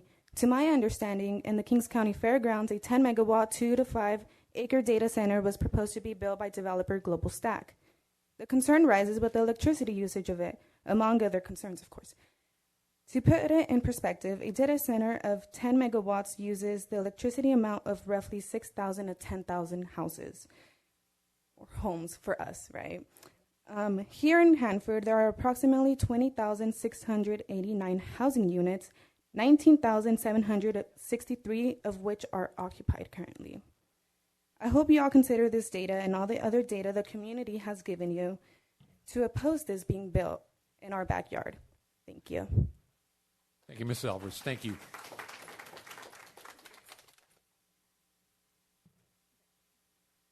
Hi, my name is Margaret Tebby. I've only lived in Hanford for about a year, but I'm also a PhD candidate in anthropology at UC Irvine, and I study environmental governance.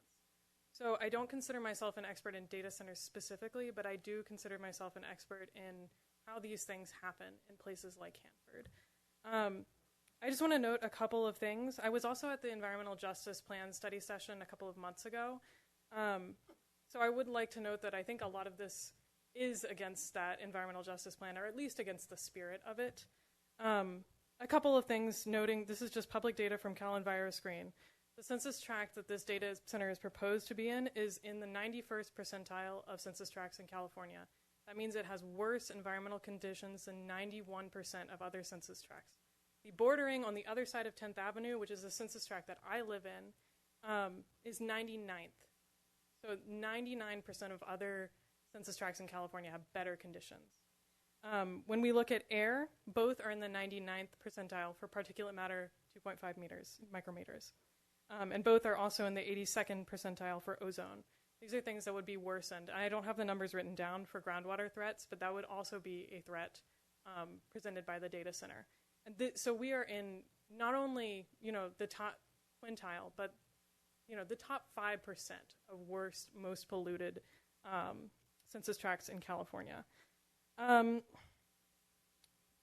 would also like to point out that I live on 2nd Street, not far, about half a mile from where the data center would be. I'm not speaking for the Boys and Girls Club, but I do work for the Boys and Girls Club, which is a quarter of a mile from where the data center would be, also basically on 2nd Street. And I walk my dog every morning in the cemetery that's right next to the where the data center would be, because that's the only green space that's available to me in my neighborhood. I wouldn't want to live near a data center. I wouldn't want to walk my dog next to one. This is already an area of the city that I think most of us in the room know that are familiar with Hanford, that is the poorest and most burdened part of Hanford already. So adding on to this, and I definitely sympathize with the, like, you haven't been consulted, but I think other people have raised good ideas for how to address that. And what I've seen in other places, I've been really involved in environmental justice zoning in Santa Ana and Southern California. There's a lot of passing the buck that happens often. Well, the zoning code can't do it. Oh, that's one other thing. That is not a zoned industrial. They shouldn't be able to put a data center there. It's a public facilities zone area. So if you need, like, you need to think creatively. This is the age we're all living in. We all need to think creatively and kind of outside the box about how do we protect our environment. Thank you, Ms. Stubby. I'm going to put a pause here for 1 second. I'm going to let the city attorney jump in. Thank you, Mayor. So with respect to the zoning issue, it's very significant in that you have to look at who owns this particular property. The property is owned by a state agency, and the general rule is state agencies are not subject to local zoning laws. So we could be facing a matter here in which that project doesn't require any city approval whatsoever. And it could be an instance where the city council has no authority to prohibit this particular project. So again, from where I started, our zoning ordinance may have no effect whatsoever on this project because it's state-owned property. Thank you. Thank you, Mr. Mazzotti. Sorry, you may go. Proceed. Thank you. All right, thanks. Silva, I'm a resident of Hanford, 8th generation here. I'm also the president of the Hanford Elementary Teachers Association. And one of the things I tell the teachers is that I'm always going to speak out against things that I think are going to harm us as teachers and harm us as our students and families. And so you think about, earlier they said that you're going to be able to hear the sound within a mile. So what's within a mile? Lincoln School, right? We already have an issue as teachers when they mow the grass during the day, right? We have an issue with that. We already have an issue when they're doing building stuff and infrastructure. We have an issue with that. I can't imagine having to teach students with noise, right? What's also within a mile? Martin Luther King Jr., Lee Richmond Elementary, JFK, right? And think about, like, I just signed up to coach soccer. What's near the proposed data center? The youth soccer complex, which is going to affect a lot of families that use that facility. So I just hope that, you as a city council, that you would really think about what can you do, right? What can we do? I know that, you say that it's owned by the state, but think outside the box. That's why we put you into office, right? Think outside the box. Think about what you can do, right? And do something for the people in our community, because the South Side is often overlooked. The South Side is where the people actually get things done to them and they don't have a voice in it, right? I grew up on the South Side, grew up in the projects, and I have a heart for them, and I think that it's important that we speak up for them, right? And I know that I hope, because we elected you, that you're going to make the right decisions for our community. But you just said a prayer about, making sure that you take care of the least of these. We are the least of these. Okay, so do your job. Thank you, Silva.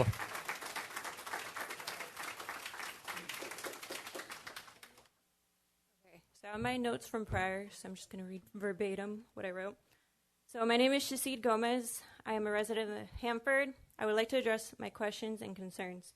Based on the Freedom Information Act, you are obligated to uphold transparency and address any questions residents may have. In this instance, we are discussing the proposed development of an AI data center. Some questions you must ask yourselves are, what is the size, energy use, and water use of the facility? What energy infrastructure is needed? Where will the wastewater be treated? How much pollution will the site generate? What commitments will the company make to reduce climate and ratepayer cost impacts?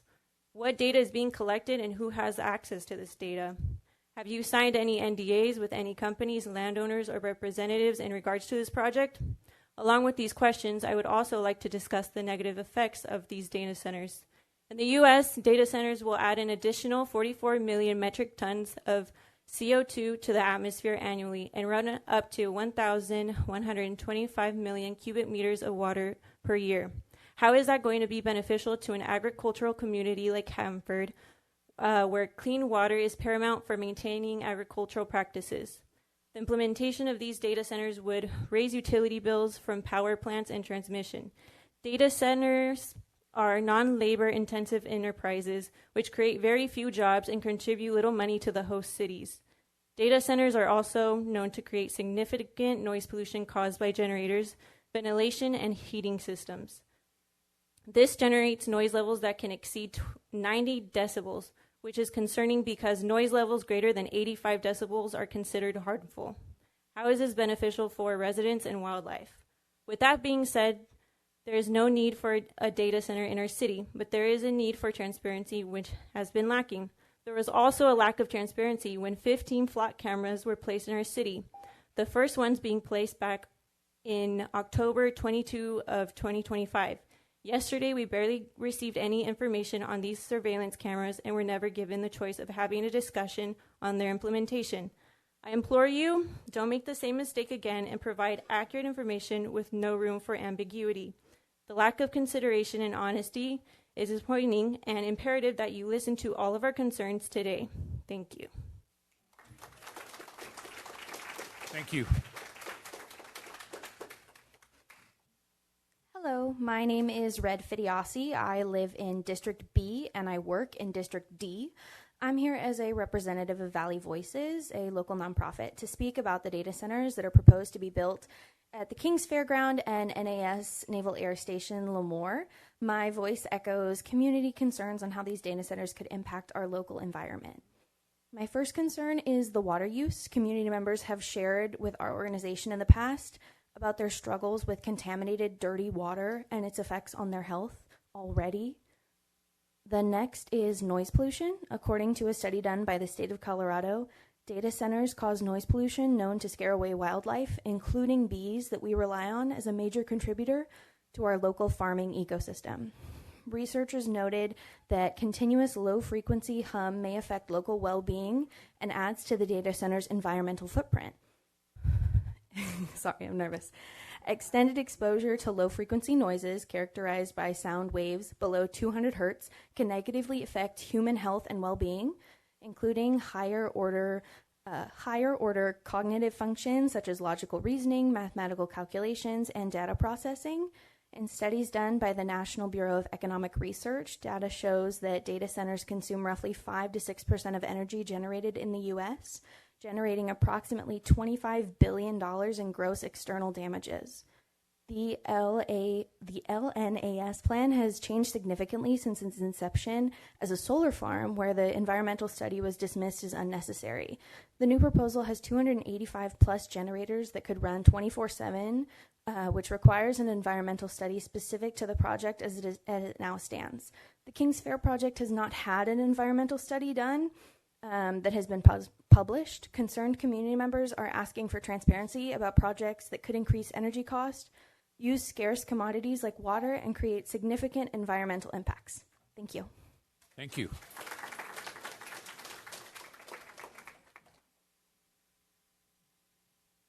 Good evening.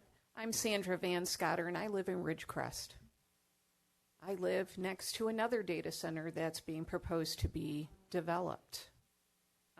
And in transparency, I'm also your candidate for Congress for California's 20th Congressional District. I'm here tonight to tell you something the law calls cumulative impact. And that's something that the developers hope you don't find out about. In 1 year, there have been multiple industrial projects that have been proposed in and near California's 20th Congressional District. Many AI data centers at Edwards Air Force Base, much further south than here, at NAS Lemoore, and at Inyakern, next to China Lake Naval Base, which is on private property. There's an open pit gold mine that's on the other side of the mountains from here, near Mammoth Lake, also going to be using a massive amount of water if it's approved, and that's on BLM land. Kern County, at least, is reporting that there's many, many more proposals for data centers on their desk. This clustering is not a coincidence. On July 23, 2025, President Trump signed Executive Order 14318, fast-tracking federal permitting for AI data centers of 100 megawatts or larger. Congress then advanced 5 bills narrowing environmental review and 3 resolutions opening up 29 million acres of federal land for development. And the deluge of proposals came in after that. What helped this come was the bill that was vetoed by Governor Newsom requiring that these projects be accurate about how much water they planned to use and to verify that they didn't go over that limit. He vetoed that bill because he says, hey, California can handle it. So under CEQA, projects like this cannot just be evaluated one at a time. The lead agency must consider the cumulative impact, the combined effect on shared water, air, transmission, and community capacity. The Inyukern project alone will draw up to 50 acre-feet of groundwater already in critical overdraft, and I understand we're near critical overdraft here as well. Edwards, Lemoore, and Mono County Mine draw from adjacent basins under the same regional pressure. So the question the law requires you to answer is this, but the developers hope you don't notice. What happens to our water, our air, our grid, and our communities when all of these projects operate simultaneously at full capacity for even a short amount of time? So one of the things I would like to say is that Ridgecrest, the neighboring town to Inyukern, is a few steps ahead. And one of the things that they've done is they have agreed to ask for intervenor status as this is being investigated. Thank you, Ms. Scott. We've got a line behind you. I need to limit it. Thank you. I do know that, but intervenor status is what I wanted to get out. Thank you. Good luck on your campaign.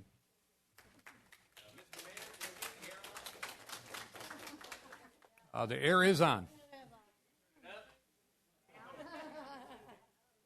It's up. It's up. I believe it's up as high as it can go. Or down. Well, low. It's down. Yeah. Not up. It's not the heat's not on. I'm sorry, ma'am. Go ahead. I'm Amy Breyer. I live in Hanford. These guys have so much data. I don't have that. What I do have is a degree. I have a DDS. I'm a retired military, 20 years. I have an MBA. We live in a capitalistic society. It's easy for people to hide things because they want to make it work for themselves. That's kind of what we live in. What I can tell you is my electricity was already $1,000 to $1,100 a month. And that was my mom running the AC at 80. So now I have solar and I have batteries, but my power, what I pay, is still about $500. Yeah. When I use my water, I have a little basin in my sink, and I wash my hands, and then I use that to flush the toilet. They can say whatever they want about the water and it being recycled, but look at Aaron Brockovich. What happened with that? PG&E said that they were protecting the groundwater. It was not being protected. So I just get concerned that, we take a back seat. There's no reason to take a back seat. We need to be proactive in our finding of data. Everybody here has said it. And, they can make the research say what they want. I mean, there's research that says, very, very basic things. We just have to have a look at the data centers that are already out there. I think there's one in New Mexico, and they've recorded the lights, the sounds that it's making. I also have tinnitus.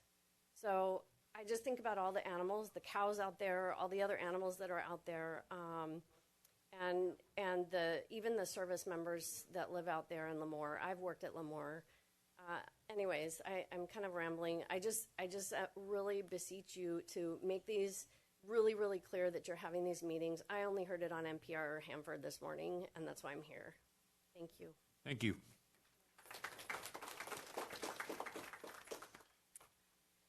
Hi, my name's Susie LeMay.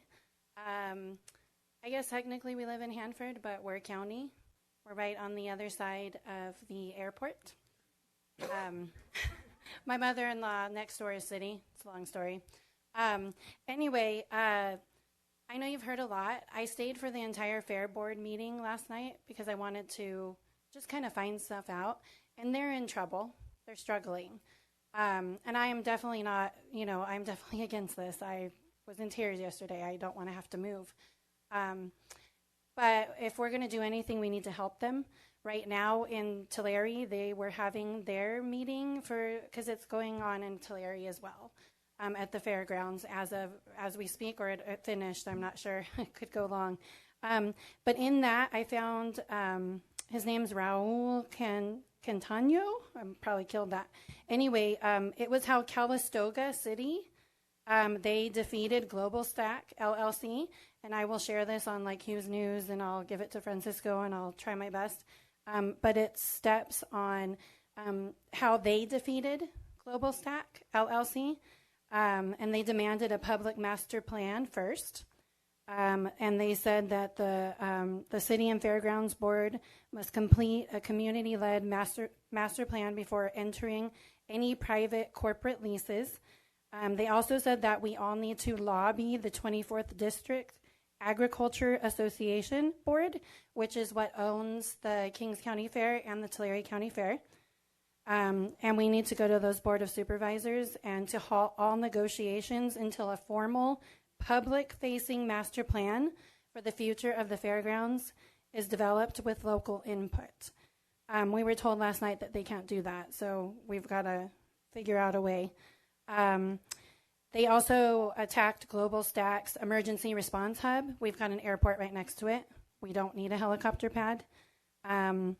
They also organized, just, like we're doing, United Public Outcry. They got as many people together as they could. They packed every meeting. We're doing the right thing right now. They came before it was even written, before it was even in the plans. And so we just need to do that and keep mobilizing to flood the Board of Directors meetings. And hopefully the city here can help us come up with some creative ways as well. You council members can help us because it's your city too, and I know you don't want it either. When it really comes down to it, because my two houses, if this goes in, we're gonna move. And even if we don't have any money and we just have to leave the land empty, because I can't live that way. I'm already sensitive, and I can't live that way. And it's devastating. When I heard this, devastating. Thank you. Thank you, Mr. LeMay.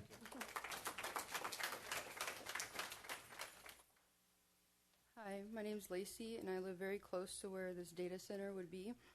Although I'm not the smartest nor the most educated on this topic, I know enough, and I find it very concerning that this is something that is being talked about at all, and let alone in a town I was born and raised in, where I have friends, family, and a community I care about.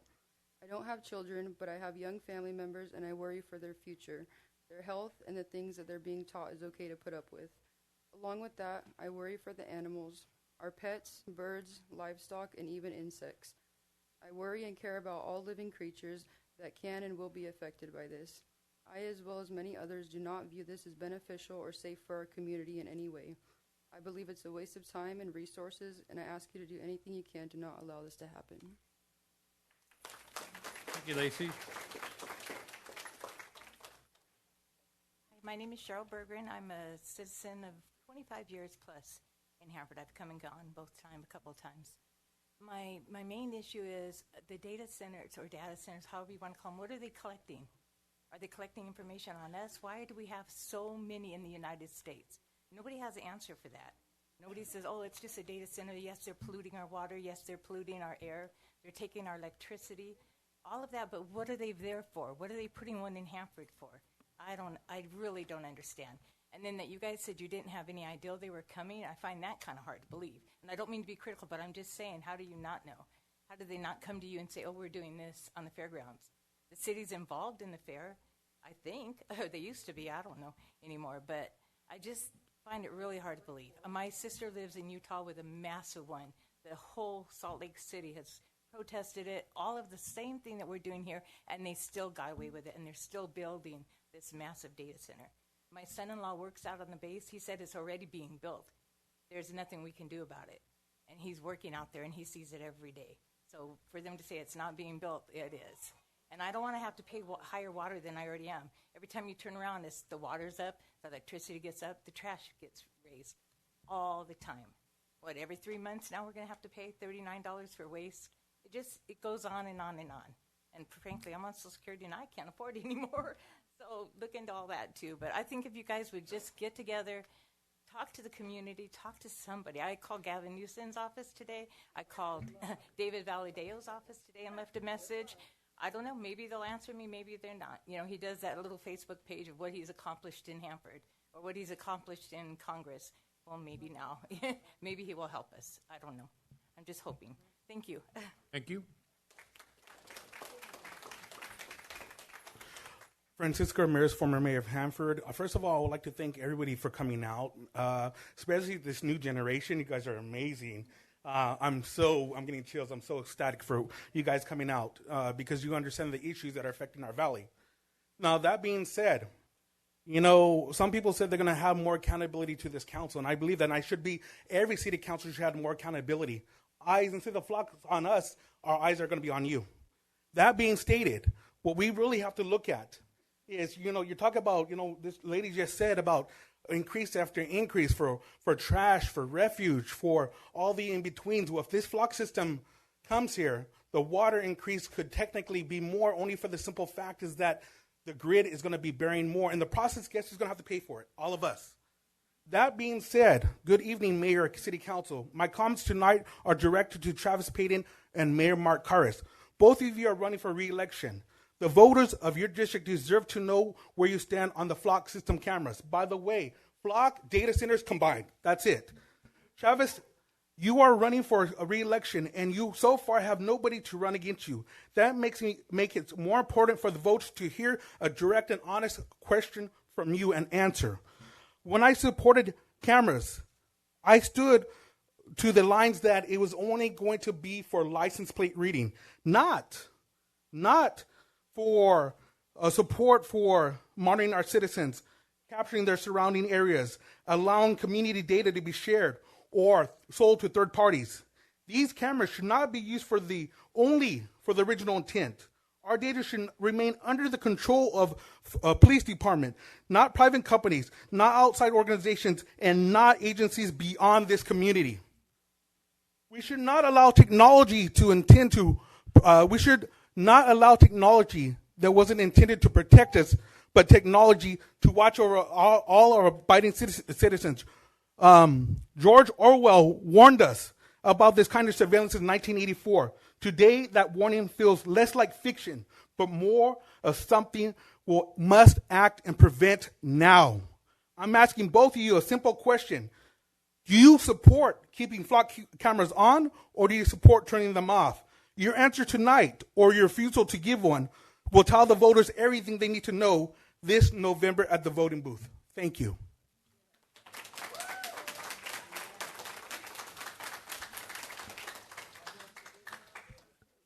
Shane Strawn, City of Hanford. Mr. Mayor, members of the council, I come before you today just like these folks here, very concerned about the future of our city. This is our city and our future that we are looking at right now. And right now, one of the things that we have to look at is these a data center, not a data center, however you want to describe it. You know, it's being looked at, and frankly, it's concerning. And not only that, when you package everything together, you got the flock cameras. What I'm seeing today is big government intruding more and more in our society and our small town every day. And that is something that really concerns me, especially when you're having Big Brother, so to speak, that's looking at every twist and turn that you're doing. When we have privacy, it's becoming more rare every day. And so my saying to you is, especially with these data centers, I've been to Loudoun County. I've seen the suburbs of D.C., and there is data centers there that are just absolutely, it's almost like mind-numbing when you have residents that complain about those things. I don't know if you heard in the news earlier this year, 3 of the Box Elder County commissioners in Utah just approved a 40,000-plus acre data center right there in that county that's going to consume more water and that agricultural community that you can even imagine. And I feel sorry for those folks. It was a unanimous consent, and you had more folks than you see here today that were very upset and wanted nothing to do with it. But yet Kevin O'Leary and his folks went forward with it and got it approved with those commissioners. Some of the folks earlier were mentioning that, what can you do as a council? Well, I can tell you what you can do. You pay $60,000 to $90,000 a year, maybe even more, with a public affairs firm for the state and the federal government, so that you lobby. You pay for lobbyists in this city. That's for the federal and the state. You guys can use that to your advantage. Put it to work for you. Help these people out and actually use it to your advantage. Go to Sacramento, go to Washington, D.C., and tell them we don't want data centers. We don't want flock cameras. We don't want these things. You know, these are things that are at your disposal that you can help these folks with. I believe you're using Townsend, if I'm not mistaken. That is someone that you can basically use to your advantage when you go to your lobbying in Sacramento and Washington, D.C. That's a public affairs firm you've hired. Hopefully we can put that money to good use and help these folks out in our city. And let's just make it happen. Let's just see it go away. Big government does not need to be in our city at all at this time. Thank you.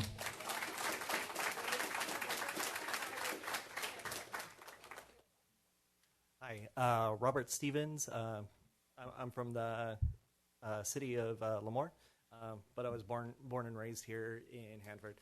Actually, I had Travis Payton as my math teacher as well, and I feel like I'm pretty active in this community. So I kind of wanted to start with something that I feel like this data center is not going to be. So the word about this data center is that it's going to be a edge computing data center, which is different from a regular data center. Really, all that means is that it's supposed to be smaller than regular data centers. But after taking a look at the slides that were provided to Calistoga, California, the size of the data center that they are proposing is 10 megawatts. And I think somebody stole my line earlier. That is the same amount of energy as 8,000 houses. That's basically the load of 40% of Hanford put back onto Hanford again. And these computers, they're going to need water, they're going to need cooling. And where are they going to get this water and this cooling and this power? It's all going to come from right here, the city of Hanford. And yeah, we're all going to have to take a bite out of what's happening down at the fair. Also, yesterday I presented at the Kings County Commission on Kings County Homelessness Commission, and this is severely going to impact our homeless populations. It's going to have a huge impact on a new facility that's going in right across the street that's being put in by KCAO to distribute food and will be a shelter for homeless people. And will go a long way to get homeless people the help that they need and get them off the streets. But if this data center goes in, it's going to be right across the street from that. And nobody's going to want to go to a shelter that's, so loud all the time, 60 to 90 decibels, 24 hours a day. So, thank you. Thank you, sir. Hi, my name is Barbara Castle. I live in the belly button of District B. I have lived in Hanford since December of 1978. After finishing college, I worked as a special ed teacher, speech therapist, and a county office administrator until I retired 11 years ago. And I wasn't going to say very much when I got up here, but I made a list while I was standing in line, and I got to find it now. I wanted to start with kind of the sleazy way that Lemoore Naval Air Station handled their project. And I shouldn't blame the Naval Air Station. I believe it was the federal government doing this without the input of basically the people who run NAS locally. They started with a solar plant, which sounded great. They had an environmental impact statement for that. But then the solar stuff all went away. It's not even mentioned in their project anymore, but they have not had a subsequent air quality environmental report, evaluation, whatever it is they call that. So that was my first thing. They also will be using, since they're not having solar panels, they're going to be blasting a number of diesel-powered generators with the smog that comes from that. If you can imagine standing behind a diesel-powered truck and smelling that all the time. One of the things I learned, just for your information, I'm the president of the Jimmy Carter Club, and a couple of other people in my group have been up here tonight. We had a speaker talk to us, actually a long conversation about data centers. And one of the things we learned from one of our members who actually attends this as a rule but isn't here tonight is that Valley Air should be involved. If there's a data center going in, they should be getting an air quality evaluation, especially if they're using... anyway, let me finish. And I wanted also to ask, also you should get involved, or they should get involved with Valley Air and make sure that they're cleared there. And is the fairground not a part of Hanford's sphere of influence or interest when you're planning for growth? Because if the fairgrounds area is included in that sphere of interest, I would think that you have a vested interest in making sure that whatever happens in that part of town on a home garden as well, the cemetery that's out there, that's something that you could use as a reason to be involved in the discussions about it. And I had something else I wanted to say, but I ran out of time typing.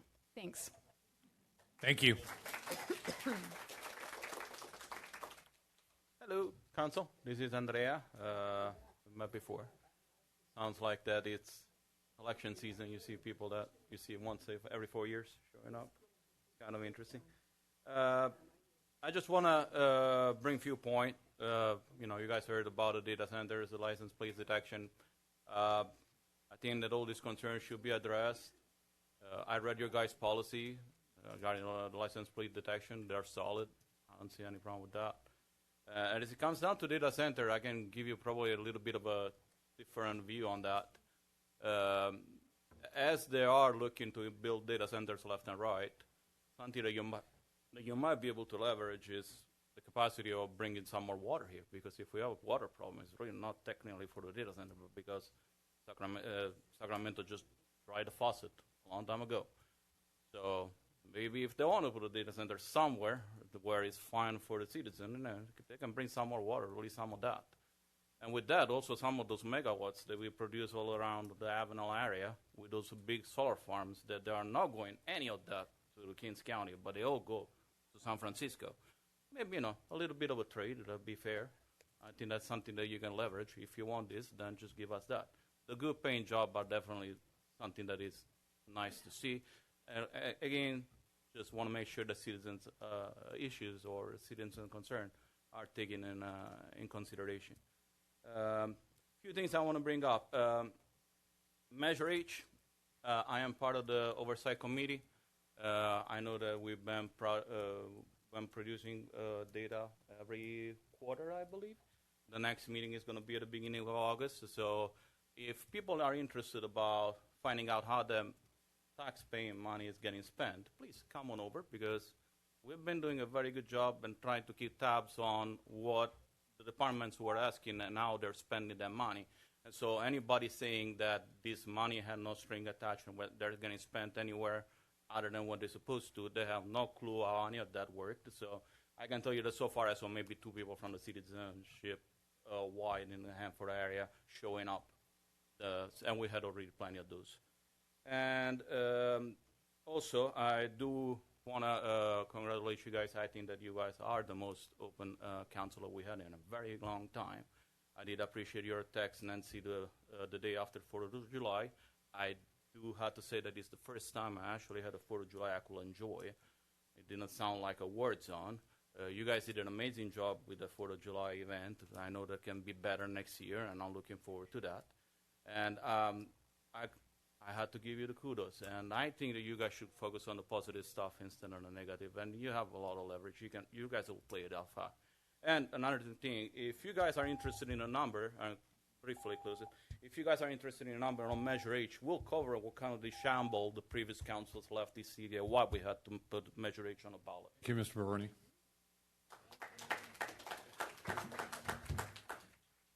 Evening, Nathan Odom, Hanford. Every tyranny faces the same problem. People can move, gather, trade, organize, and resist. Flock helps solve that problem. Permanent searchable ledgers of human movement tracked through a national network of over 100,000 cameras watching people accused of nothing. It captures vehicle identity, location, time, direction, distinguishing features. One camera sees a car. A police officer may see someone run a stop sign or not have their seatbelt on. But a network, a national network, is a very, very different thing. I lost my place. I'm sorry. Shoot. Anyway, one camera sees a car, but the AI understands and it learns who we are as individuals, who we associate with, where we go, who we see. If we go to the gun club, if we go to a gun show, if we go to a protest, wherever we happen to go, these databases of American citizens are being built all around us. Palantir is one of the companies that has been hired to build this database. Trump hired them last year to start breaking down federal barriers of information so that this data on American citizens can be shared, right? The CEO of Palantir, Peter Thiel, he's mentioned in the Epstein files over 2,300 times, 2,200 times. Anyway, Epstein invested like $40 million with the dude after he was convicted, right? And just a funny little side note, when Epstein was emailing Thiel, and there's a lot of emails, he was suggesting that he represented the Rothschild banking family, which is one of the richest families in the world. So unless you want the Epstein list deciding which of our rights become privileges and then dangling those privileges in front of our faces like carrots to be withheld if we don't behave, I suggest terminating the contract. And there is no contract or policy strong enough to allow for these cameras because so Peter Thiel, one of his venture funds, Founders Fund was early venture funding for Flock cameras. And if you know anything about elite venture funding, that's not just money, which again, coming from Peter Thiel, CEO of Palantir, building a national network and national database of American citizens. But anyway, I got way off topic. I do that when I lose my spot. Terminate the contract, get rid of these cameras. Thank you, Mr. Odom.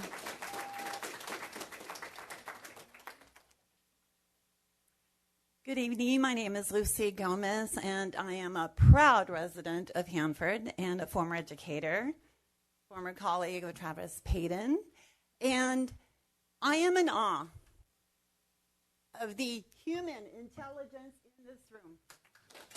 I don't need a study group.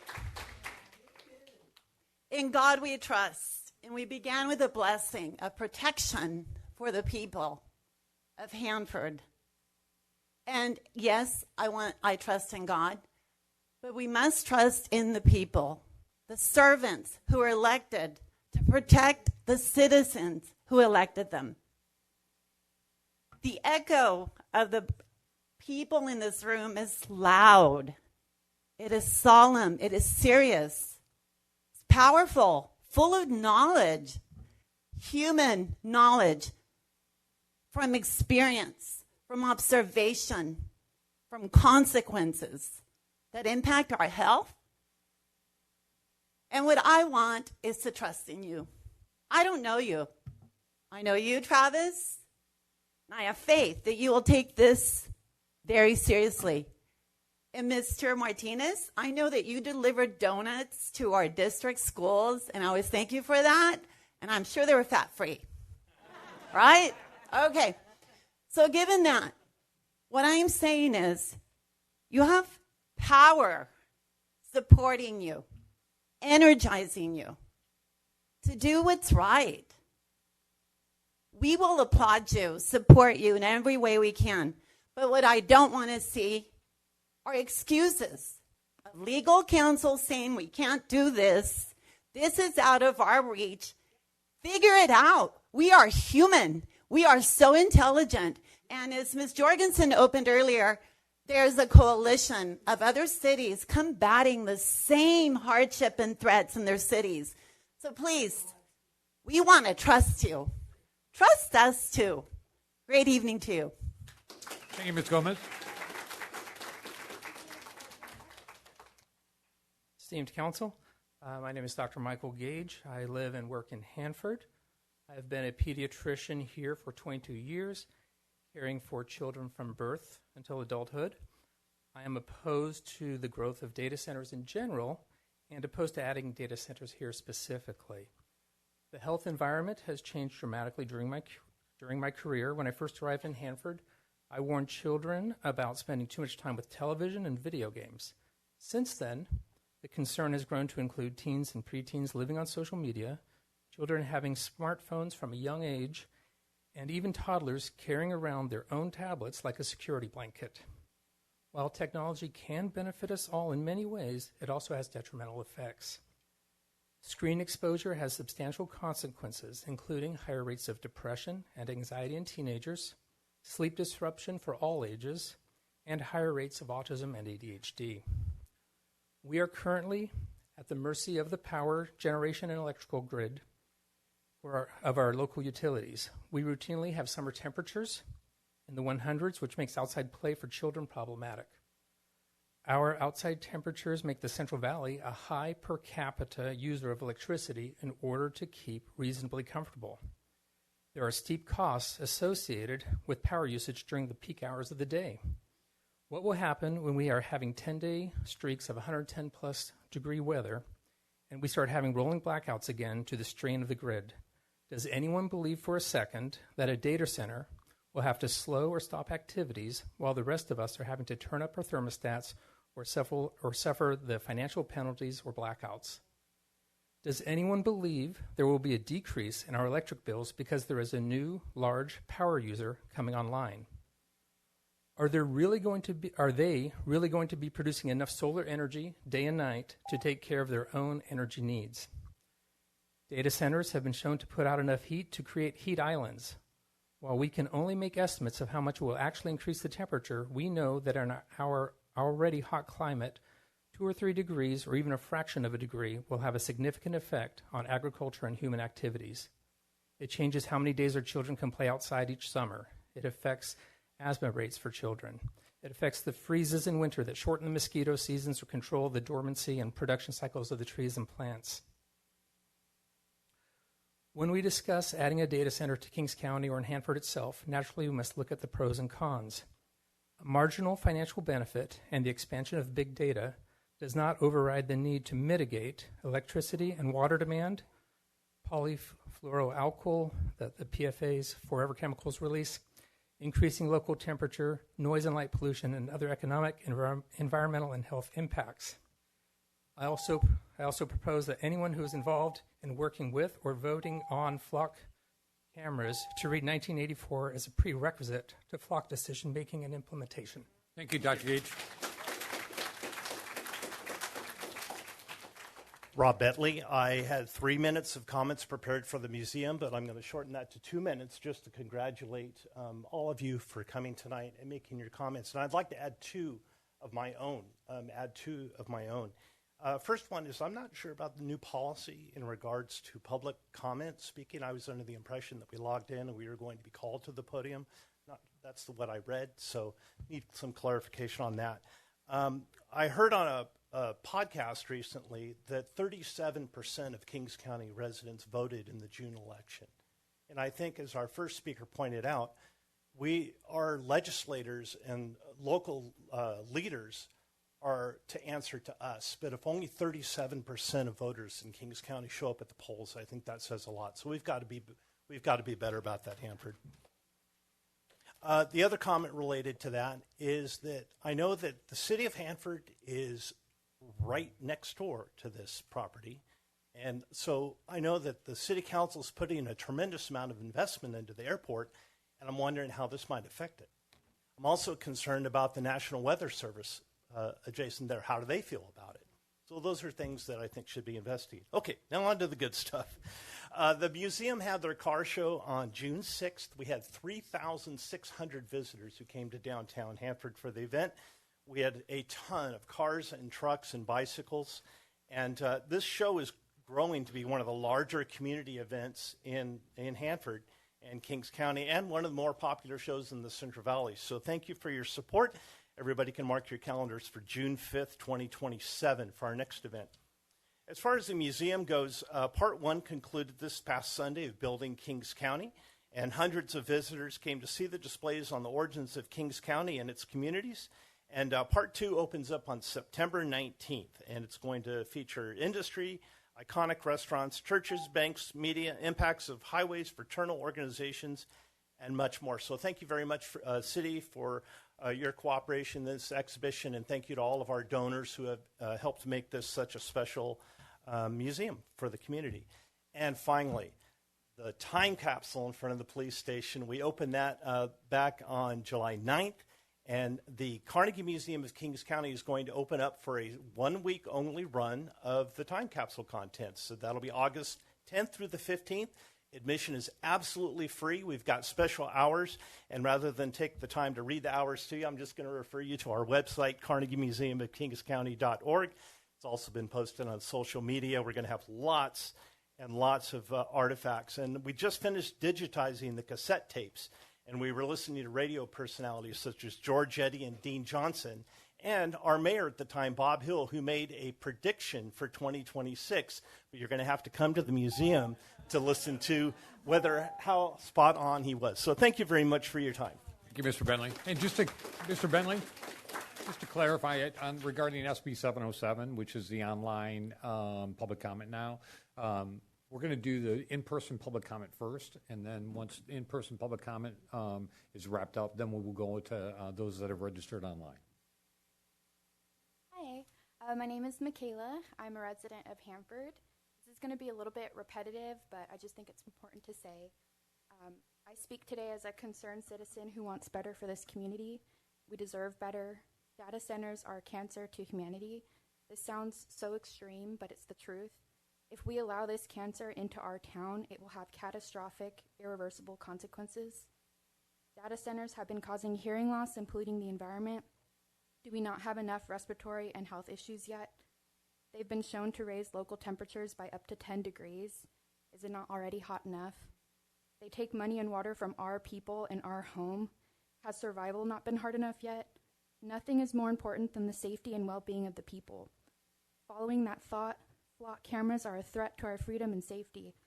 They utilize AI, which is obviously linked to data centers. They're collecting our information, selling our data to private companies, and inching us closer to a full-on surveillance state. The threat of profiling, misuse, and abuse with this information is very real. Allowing this would be a disturbing, shameful betrayal to not just this community, but to society as a whole.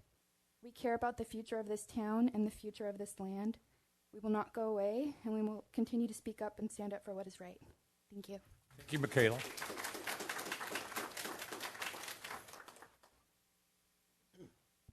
Hello, City. My name is Michael. I live currently in Armona. Lived in Hanford from about the mid-90s to about 2016, 15. So about the data centers, I was very ignorant on as far as how they operated and stuff like that. But what came to my mind while sitting over there was the water situation. So I believe, to the best of my knowledge, I believe Home Garden still is on well water. Is that correct or not? Does anybody know? Yes? Somebody say yes? Okay. So if that is correct, my thought process is, well, okay, what if we get the data centers, okay? The water that they use, of course, it can be recycled, but it's the chemicals that they're putting inside of the pipes to prevent them from being damaged and rusting and whatnot. So that water can't be recycled in some cases because of the forever chemicals. So, thought came to mind, okay, well, what if there's a spill, intentionally or non-intentional? The people of Home Gardens, not only people of Home Gardens will be affected, the people in the country and whoever else lives nearby that's on that well water will be affected. Maybe not that day when it happens, but in the future. We still have kids being born. We still have people elderly. And it's not only just going to affect Home Gardens. If that happens, it's going to really affect other people because many of our relatives are from some of those areas and do live in those areas. So this is my thought. So if the water situation does come to that moment, what are we going to do? It's not an easy cleanup. It will never be cleaned up. And we're not sure. Well, some people, depends on who you are. If you might not be aware as much as you might not realize how far that water is going down into the ground and going into the water table and going how far out being dispersed. So just a thought that I wanted to bring up to the city and the patrons on that. If there is an issue with the water, a leak, a spill, whatever, what are we going to do and how is that going to affect us for the years to come? Thank you. Thank you, Michael. Hello, everyone. I'm Patricia Newton. I'm the pastor over at First Christian. First of all, this has been an enlightening conversation for me. And I'm going to be honest with you. As a pastor, I'm very, very concerned. I'm very concerned about some of the things that I've been hearing as far as the data centers are concerned, because people have a right to live, and they have the right to live healthy, and they have a right to live safe, and they have a right to live with peace and enjoyment. My concern is with that much data coming in, as far as the electricity is concerned and the water, the possibility of the contamination, how fast, especially dealing with the pipe systems. And I know the pipe systems are not great here. I'm from Florida. And but also the businesses. Churches, their electricities go up like triple. So now we're going to talk about another triple. So that is going to be extremely, extremely high, not just for the churches, but also for the residents that are around in those areas. And with situations being the way that they are right now, there has to be a better solution than what I'm hearing. There has to be a better way of coming up with a solution in regards to that. A second reason for coming up here is, of course, is that our church is putting on a health fair, and that's going to be on July the 25th. And it's for some of the reasons that are being named here today, health issues and things like that. And we want it to be a part of the solution. And the same thing here. We want to be a part of the solution to ensure that people are getting the health care that they need. And so we don't want the situation to get worse. We want it to get better. And so my prayer is that you as council individuals, that you will hear the heart of the people, because it's the people that are being affected, that you will hear their heart and do what is necessary to make sure that their needs are addressed. All right? July the 25th from 8 to 12. First Christian Church.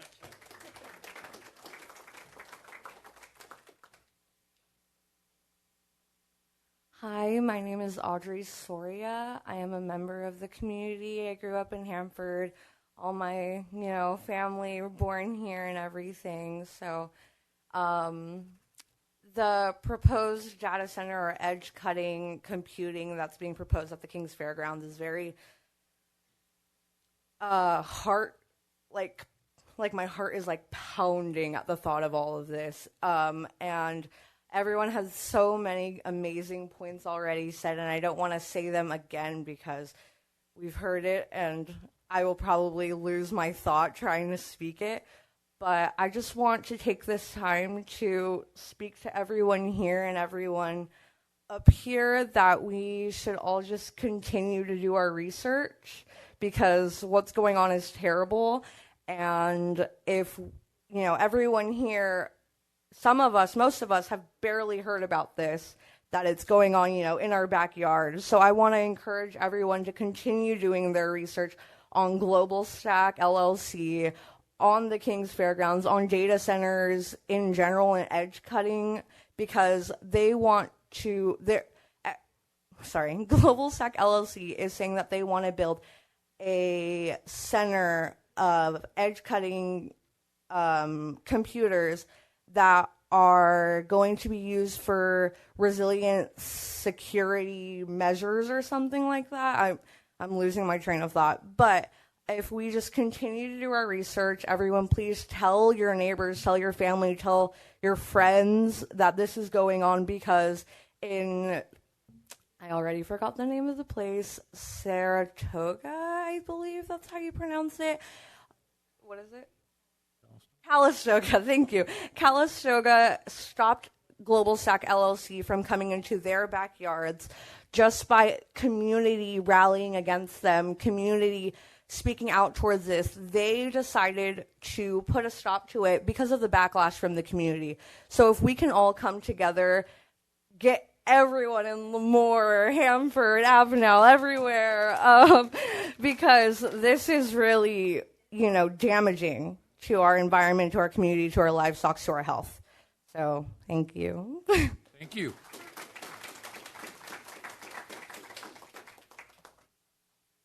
Okay, at this time, I'm going to look at our city clerk if we have anyone online for public comment. We do have one registered, but she is not connected, so she is a no-show. Okay. That will close public comment. Move on to our agenda here. Mr. Mayor, can I make a motion that we look at moving item 17A up to the next agenda item, which is our future agenda items, so we could discuss possible garner consensus, and first of all, moving up the agenda item so we can discuss future agenda items. Looking for a consensus of council? Yes. All right. We got it. So I would like to propose a future agenda item. First of all, I know the flock cameras were brought before I became on council. I'd like to have a study session on what information, just how the progress of the flock cameras since the inception of the flock cameras that have been brought into our community. I'd like to have a study session on that so we can learn more and see the pros and the cons of what's going on. And then also, I would also like to have first of all, get a garner consensus on putting that on the future agenda item. Yes. Okay, we have a consensus. You have a consensus? Okay, thank you.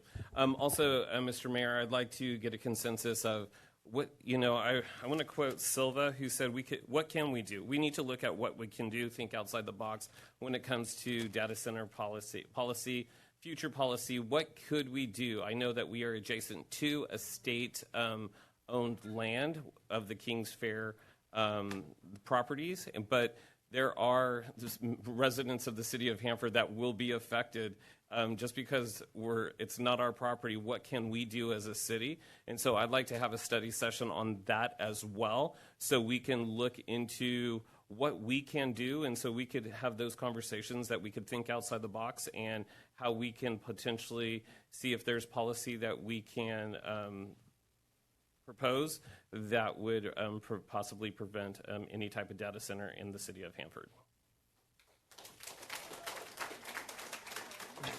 And I'll agree with my colleague. I think that we've got a consensus. I mean, first and foremost, thank you all for being here this evening. This is the opportunity for you to have your voices, to us, which I hope we've been attentive and listened to your concerns. And thank you for taking the time out of your busy evening to do that. This is how things happen. This is when you, the community, who we are here to represent, kind of guide us and direct us on how to move forward and things in the future to have and discussions that take place. So thank you for being here. Thank you for taking the time out of your busy evening tonight. As you can see, and I stated earlier, that we get it put on the future agenda item on a consent calendar. So we're going to give that direction to the city manager. So. Yes, and also stay tuned. Visit our website at www.hanfordca.gov, and when it will show the next future agenda items, you could go on there and look at what date or potential dates the meetings will be for those two future agenda items. So I just encourage you to do so you could also be a part of the conversation, and hopefully we could have more people here, and voice our concerns. But also when we do a study session, We have the information session first, and then the public comment section is after the entire study session. So you could get all the information and then have your public time for public comment. So I just wanted to, share that bits of information with the community. I also have another item that I wanted to bring up for council consideration for a future agenda item unrelated to public comments tonight, but it was on my schedule to talk about. I'd like to talk about murals again and possibly expanding the zones. On December 2nd, 2025, we voted to allow it only in the MXD zone, but since then I've had some different thoughts about it, and there's been some really great ideas for the Longfield Center by Miss Hudgens and Miss, I'm having a brain fart right now, Paula Massey. So do I have council consensus for that? 100%. I thought it needed to be bigger in the first place, so I'm glad that it's coming back. Thanks, guys. So Jeannie, are you good talking with just like the information to our city manager on what Yes, we're looking Mr. for? Mayor, council, ready to go.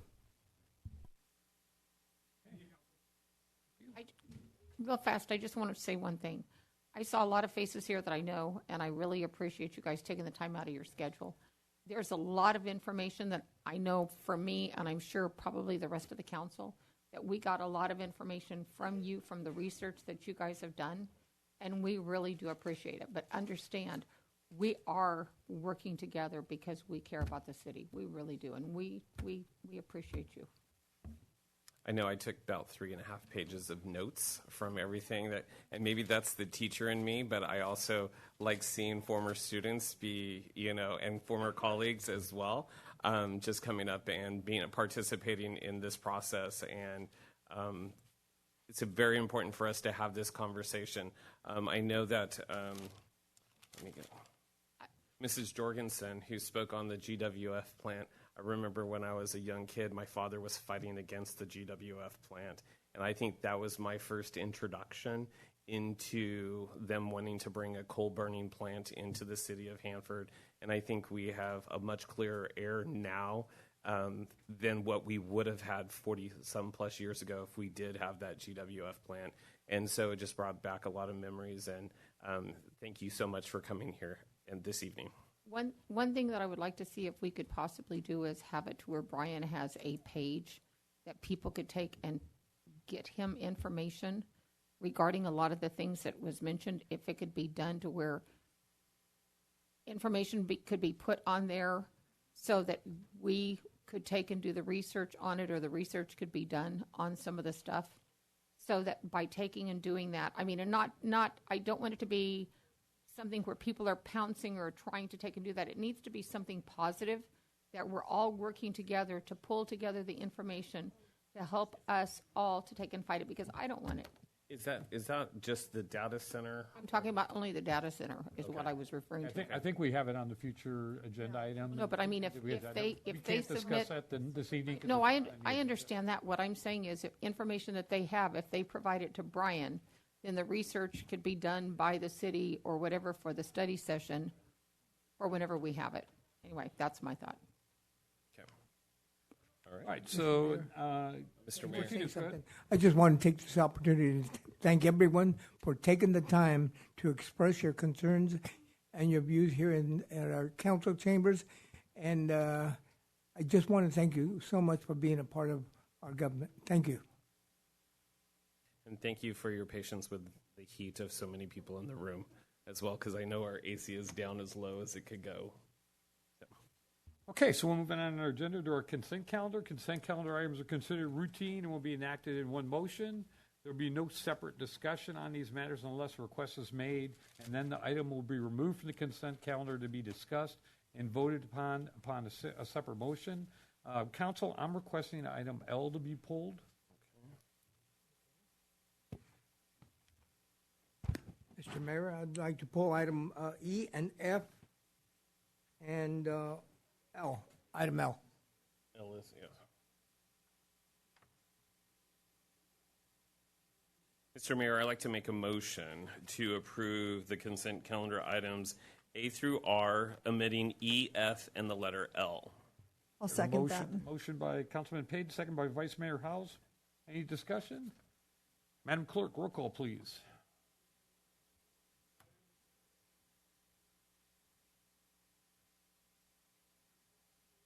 Items passed 5-0. So move on to item E, the city attorney to authorize a response to the grand jury report regarding the police department, female hires, and advancement.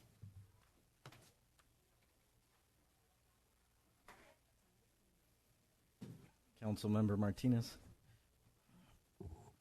Yes, Mr.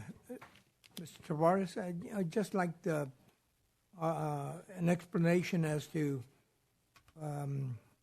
these two items on both items E and F, and kind of explain it as to what's going on there.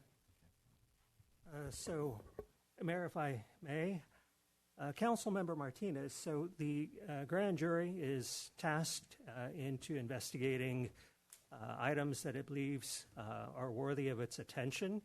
The grand jury issued two reports regarding the city of Hanford.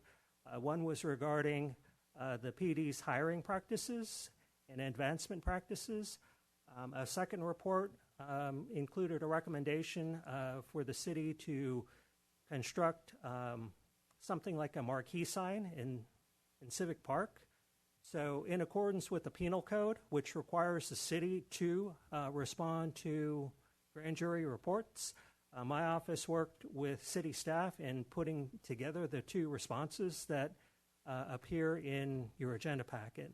So the responses were prepared in order to satisfy the requirements of the penal code. So if you have any specific questions regarding the responses, we can address those. No, none at all. I just want to make sure that the public's aware of it. Thank you. I just appreciate that the grand jury's recommendation that all hiring of any of our law enforcement is based off of qualifications, experience, and merit only. And so I think that is super important, that we want the most qualified, the most experienced, and the most, the person that has the most merit, regardless of gender, that they are.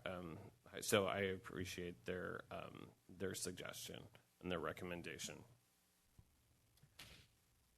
So item L I pulled, this is from Public Works, to approve the purchase of one kitchen food concession trailer from usedvending.com from Cary, is it Missouri, I believe?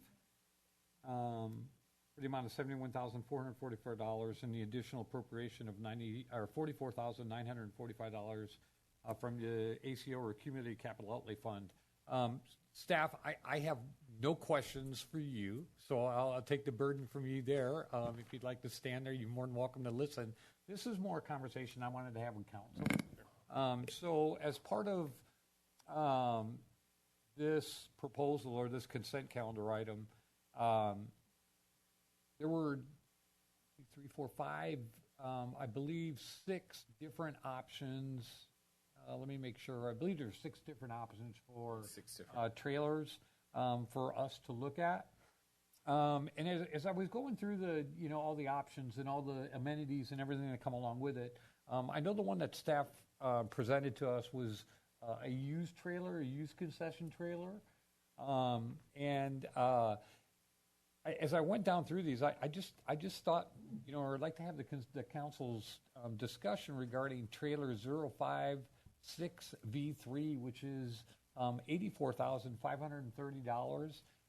But it's a brand new trailer. It was built in 2025. No, it's not. The warranty that's mentioned in that staff report is for the refrigeration only. The 2-year warranty is for the refrigeration, and then an additional, I think it was 3 years for the compressors. 5 years for the compression. Yeah, it says warranties on all refrigeration, 2 years parts and labor, and 5 years on the compressor. But it does say in the paragraph right underneath, in the caption, it says it's a new concession trailer for sale. Right. What we have found in our research in these, we've learned a lot about food trailers. This one that we're looking at, the one that staff proposed, has more higher-end equipment in it, more of what will be used out there. Okay. The $84,000 one, you need to build on that to get it fully operational. Okay, so as it was presented in the staff report, then I guess that's the question then for you, for us. because this shows that it was manufactured in 2025, and that it was a new trailer that has not been utilized. So there's a build component that has to be. It hasn't been completely set up. Okay. So there's what we have found researching this. There's all sorts of permitting issues, fire issues, everything else. We even have to have blueprints on these trailers to get them permitted. Then I will bring you into the conversation, seeing as you provided that information. So, is the trailer that you've proposed to council to consider? I'm just trying to think of, let's do this right the first time. Mm-hmm. I don't want to do it part way, and I know we're looking for the functionality of it and to be able to utilize it at the Bob Hill Sports Complex, the YAC, as well as being available to the city for use. So I just, is this the best? I mean, that you're wanting us to look at, or is there other options? Correct. This is the one recommended in the staff report. Is the one staff decided after looking at the equipment, the tongue on this particular trailer can be removed, eliminates a tripping hazard at the YAC. It fits properly in there. We don't have a ton of space, so we don't want to get anything too big. And this trailer proposed is actually 2 foot bigger than the more expensive trailer. Russ, can you touch on any outreach done with HYB as well? We have talked to HYBL. They are in support of our purchase. Mr. Mayor, there's a part of me that when you pulled it, I was going to be pulling it as well, but I kind of want to table this decision and put it as a general business item at our next council meeting, just to have that discussion, because the discussion of, we have a contract with HYB from January 1 to June 30th, and do they have full exclusivity to, those conversations of, do they have full exclusivity of the use of the trailer during that time? But what if, the city would like to use it during those 6 months? Do they have to take out all of their, refrigeration, all their product and everything? And it's going to be this constant. And so I just felt like instead of it being a consent item, I would like to have, because I was also looking at the trailer that you were looking at as well. And I agree with the statement of, if we're going to do it, I want to do it right. And I don't want to, and I'm looking at all of them, and it's to a point where I'd like to have a deeper discussion on that. If I can. These trailers sell quick. The original trailer that we were looking at, we had the original appropriation for, sold before we could get it picked up. So these move very quick, and these are actually fairly good prices on some of these trailers. How much would we need to spend on the wrapping of the trailer? Because this trailer is already wrapped with the design is kind of blobbed out, but I think it was a Greek design. We're estimating about $3,500 to have it wrapped. Between $3,000 and $3,500. Council, Mr. Mayor, if I may. In addition to, I think, just to share, the thought behind this too was to go to HYB with an addendum to the agreement. So whenever the concession stand is in use, this would go alongside that use. There is a fee associated with the concession stand. And so in talking with Brad and Russ and other staff, we thought that would be the best approach to do an addendum to that agreement. Brad may be able to speak directly on the use that the city would have with the concession or the trailer, I'll say, during periods of non-use. So more specifically during our season, if you will, from July to basically November. And then even in December, too, because we wouldn't be exclusive just to the Bob Hill Sports Complex. We would be able to use it throughout the city for our events. So we see multiple advantages to having this and then adhering to the health and building codes that we have to, or we should be adhering to. Do we have, because currently I believe it's $50 a day for the concession stand. By adding the trailer, are we proposing an additional fee, or are we keeping that $50 agreement that we have already? We had thought to keep it the same. Keep it the same. To add in there, but just to clarify that would be included. And can you share with the public why we are considering a trailer? Because right now they're under a gazebo and Yeah, I'll let Russ explain a little bit more on that, because he got to dive into a lot of that. But then as we dove in, we found we were out of compliance with a lot. Correct. When we built the concession stand, we did not build a commercial grade kitchen in there, which is required. We found out later on by the county health board. Cooking outside was permitted on a temporary basis, but it's not a permanent solution that the county is willing to sign off on. And then we also had some internal regulations that we needed to meet as well. And was this trailer that staff recommended?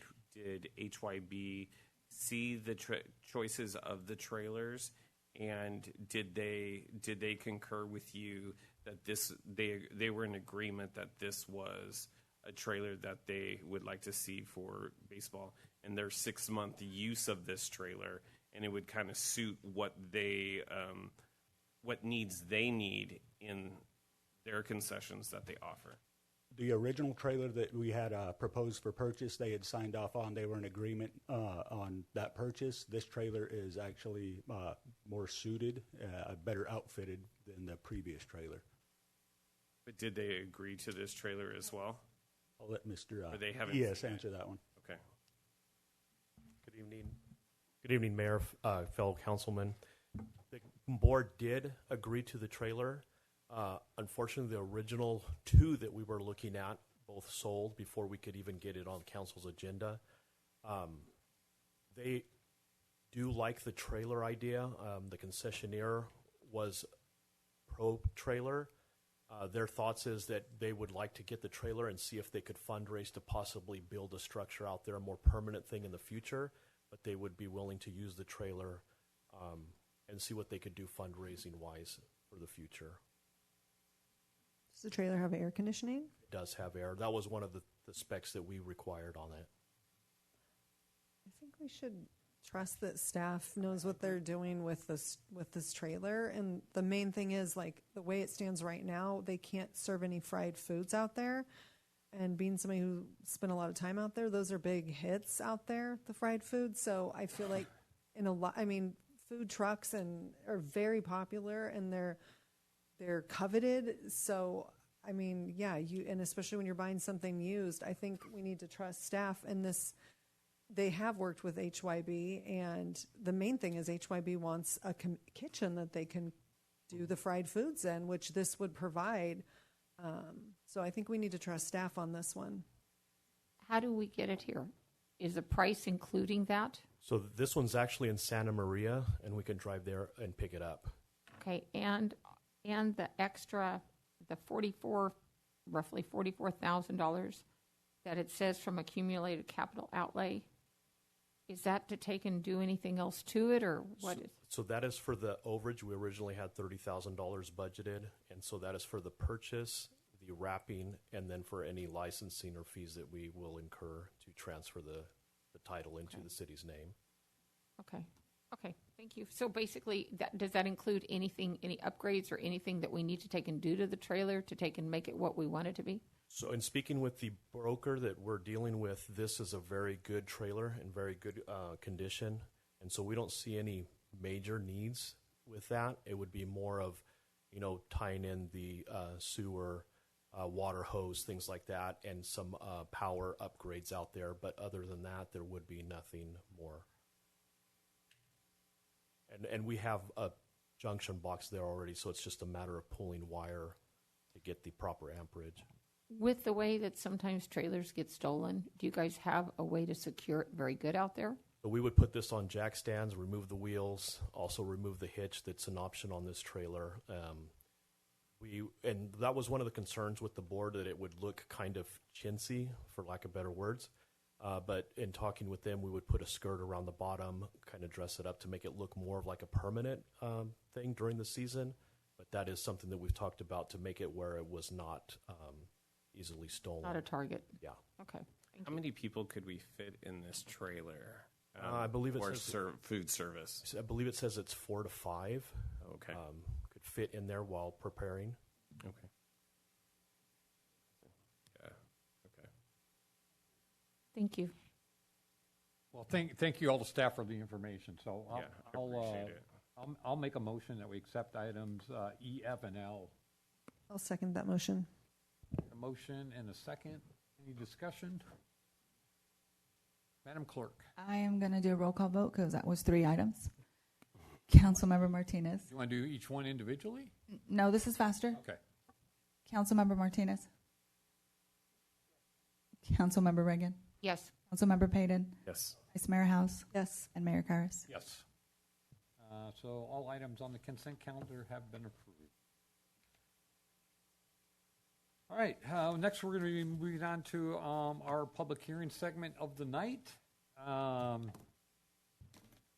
So item A is from Public Works, and this is a public hearing to receive ballots and public testimony on proposed funding changes and assessment increases for fiscal year 26-27 for the Quail Run Estates Landscape and Lighting Maintenance Assessment District in the city of Hanford. Following the close of the public hearing, the ballots will be opened and tabulated with the results certified and reported prior to the close of the city council regular session. Authorization for staff to implement the assessment changes based on the certified results. Council, I'm also looking at the clock. I was just going to say. It is 8:54 p.m., and we have our council rule to try to have our meetings finished by 9. I need a consensus from council to go beyond 9 p.m. Yes, what do you think? We need a half an hour or We have 45 minutes? Well, we have 4 public hearings and a general business item.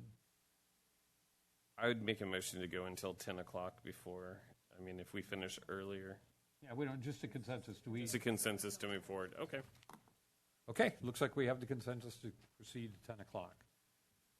So at this time, we will open up our public hearing, and I will ask staff to present. Thank you. Good evening, Mayor, fellow council. We're here tonight to receive public testimony and ballots on the Quail Run Estates. I'm sure council remembers this item from previous.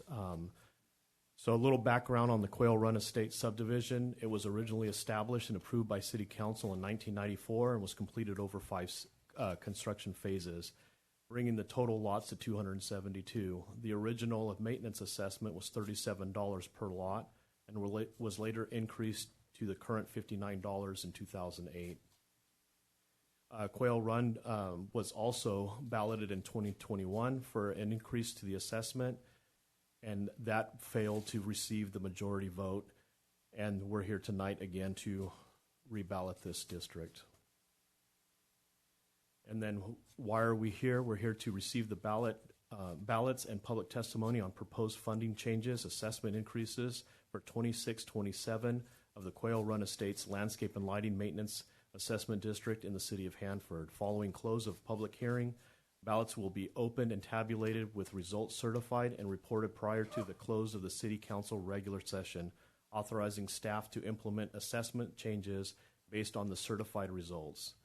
As part of the ballot process, ballots must go out 45 days prior to tonight's public hearing. Therefore, on June 3rd, 2026, a total of 272 ballots were mailed to property owners.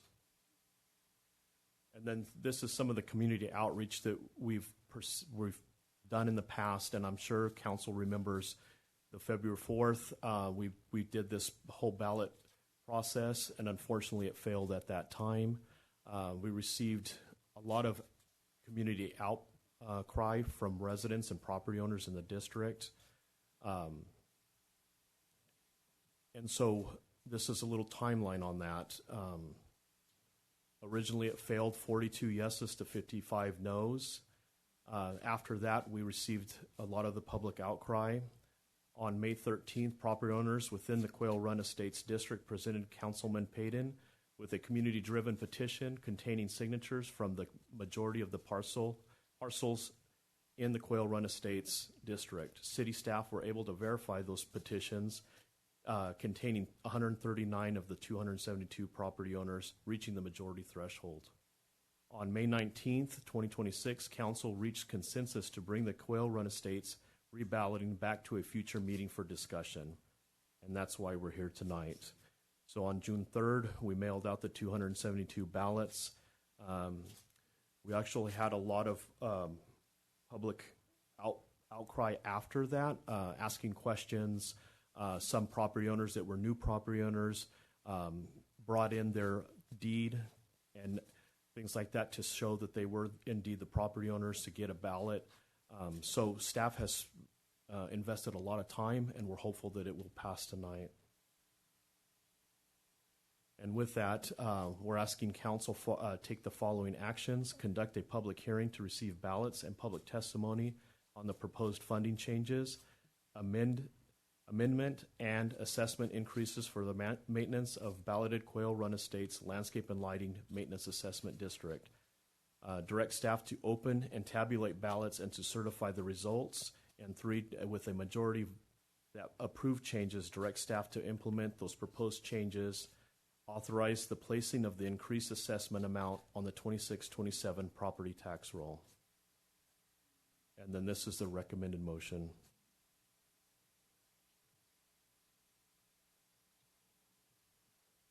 Okay, so if you'd like. Okay.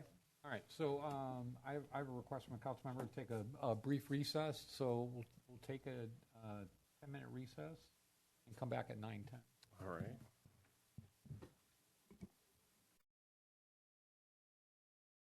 Session. Thank you for your patience. Staff, I hope I didn't cut you off during your presentation. Were you finished on your end? Thank you. So does the council have any questions for staff regarding First of all, I would just want to publicly thank Angela, Becky, Shelby, who have been not only advocating for their neighborhood, but going to the other neighborhood and advocating and help educating the community about the importance of the built-in escalator. So I just want, and I don't know, Angela, what the names of your 2 children? Renzo and Rhea. They would go door to door as well. Please don't shut down our park. You know, and Love it. tugging at the heart. But thank you so much, you guys. And please, all the other helpers that are not here today, publicly thank them as well. Yeah, and I'm just. I'll just add to that a little bit. You know, I know we have a lot more LEDs that are going to be coming in the future, right? To have this discussion, and I would hope that you don't quit your effort. I will be making some phone calls to you to solicit some input. Angela is the go-to person. Right there, she is. They're throwing Angela under the bus. So, but yeah, I think as we move forward, I think if you have any input, advice, strategies, or whatever that you think might be helpful for these other LEDs, it would be greatly appreciated. I know by the council up here as we move forward. Okay, so at this time, we'll if there's no questions from council. We could go to public comment. Right. Okay. So we're going to open up the public comment, and we'll open up public comment for those in favor first. 5 minutes will be allowed for each speaker. Please begin by stating your name and providing your city of residence. Any public comment in favor? Okay, seeing none. Any public comment in opposition? Seeing none there, okay. We'll close public comment. We're going to allow for any additional discussion from council or any questions. We're just counting.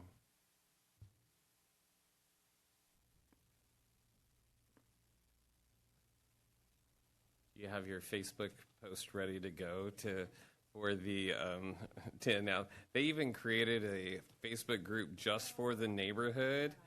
And you guys have been having little get-togethers as well as a neighborhood at the park, and that's awesome. So once the tabulation for the ballots is complete, staff will announce the results. And so once, depending on what those results are, we will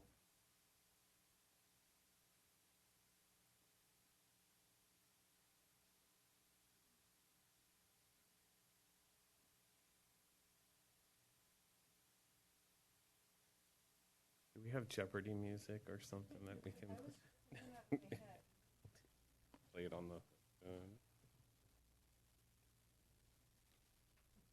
Council, I might recommend we let staff continue balloting. I think they're still a few minutes away, and then maybe move on to the next presentation at least. Okay.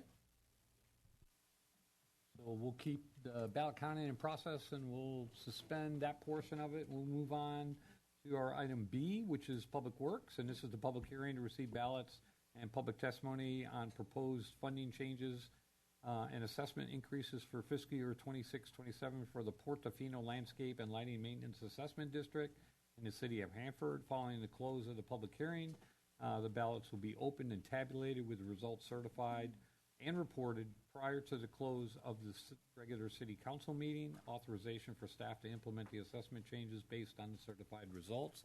So at this time, we'll open up the public hearing for item B. Good evening, Council. A little background on Portofino is a subdivision originally established and approved by the City Council in 1992 and was completed over 4 consecutive phases, bringing the total lots within the Landscape and Lighting District to 78. The original assessment was $58.50 per lot. The Portofino Landscape and Lighting District has not been balloted in the past for an assessment increase.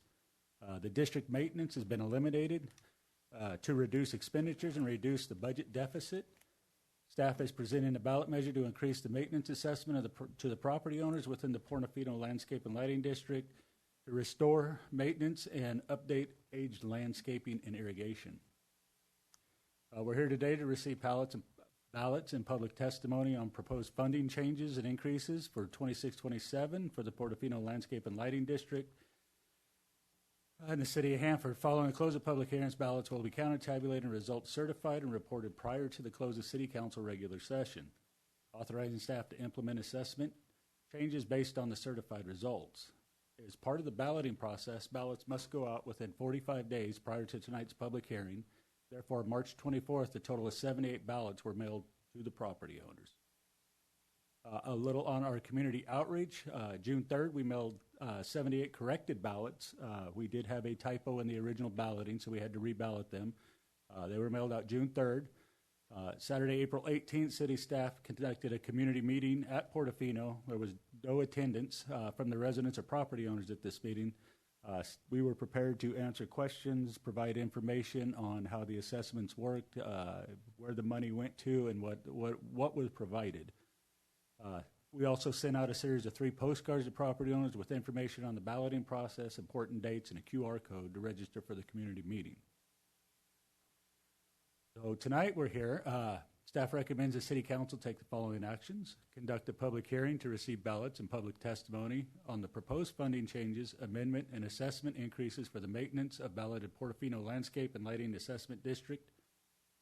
Direct staff to open ballots, tabulate ballots, and certify the results. With a majority vote that approves changes, direct staff to implement the proposed changes and authorize the placing of increased assessment amount on the 2026-27 property tax roll. And with that,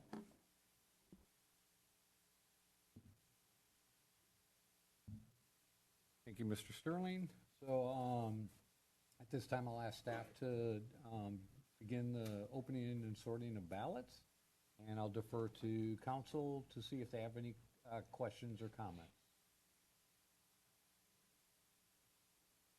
No questions at this time. Okay. No questions. We're going to open up public comment for those in favor.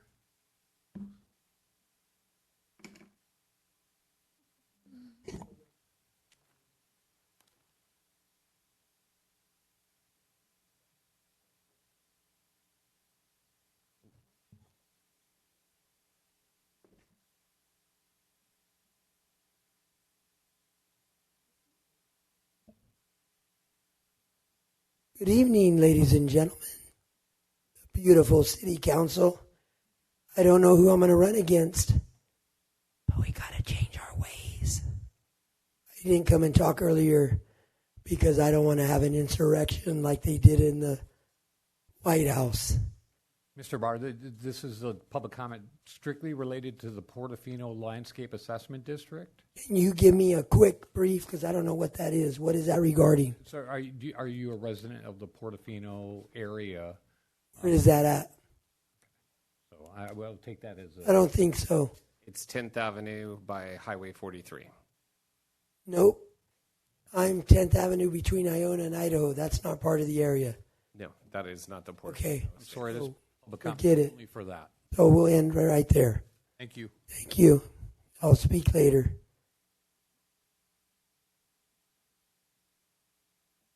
Any public comment regarding opposition? Okay, seeing none, a closed public comment. Any discussion from council? All right, so at this time, we will suspend this portion. I believe we may have the results. Let me get it. We're going to suspend sorry, this public hearing regarding. Not sure anybody's Portofino- interested in that. Portofino Landscape and Assessment District, and I'm going to look to staff for the results on the Quail Run Estates balloting. We have is there a total on here? We have a total of 86 approved and 30 disapproved, with 1 received and a no vote. I mean, without a vote, I'm sorry. Could you state those numbers again? 86 approved. 86 approved, 30 disapproved. And you said 1 ballot. 1 ballot with no vote on it, unmarked. Good. So I can certify that the results of the proposed assessment increase has been approved. Yes. Mr. Mayor, I just, first of all, once again, thank you to the residents of Quail Run. I believe a question that they will be asking is what's next. And so does that mean mowers are going out on Monday or on Wednesday or Thursday because it's an edging, or what are we gonna do? So, you know, I could best inform my constituents and on the next steps moving forward. With council's direction, we can get the contractor out there and start doing the weekly service. I make a motion. Council, I may interject here. It is important to realize that the money is not coming in tomorrow. It is going to take a while for money to come in, so we do have to be judicious on how we roll out service. So we need to keep a close eye on that. But first and foremost, council does need to take action to direct staff to implement the changes to. Yep. Yes. So I'll make a motion to implement the changes to the Quail Run Landscape Assessment District. And I'll second that. Okay, we have a motion by Councilman Page, second by Vice Mayor Howes. Any discussion, Council? Just a big congratulations. You ladies did this.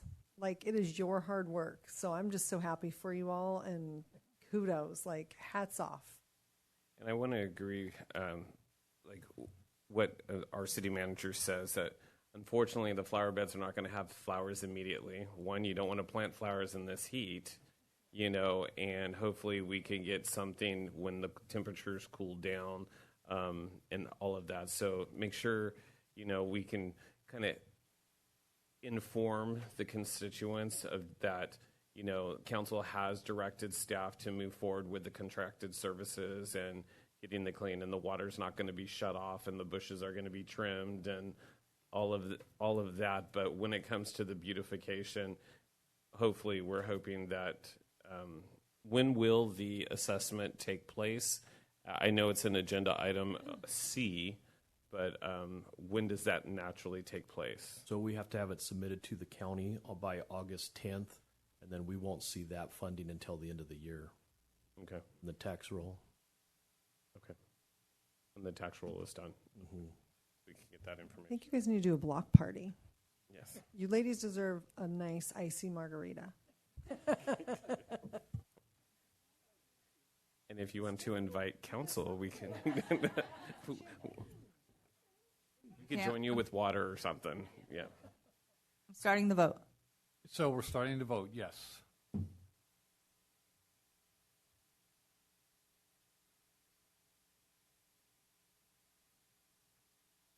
Congratulations, ladies. Well done.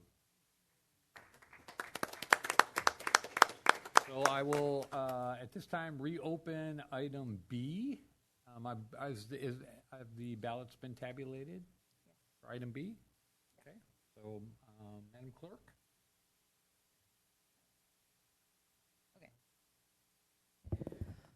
For Portofino District, there are 4 approves with 14 disapproves.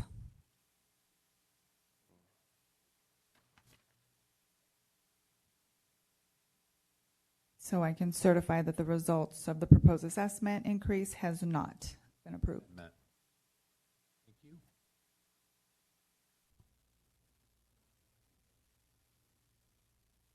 So we don't need to, we have no motion then on this item.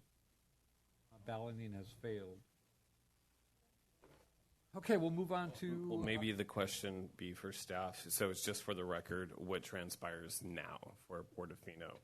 Is water shut off? Is what would transpire with the basin and?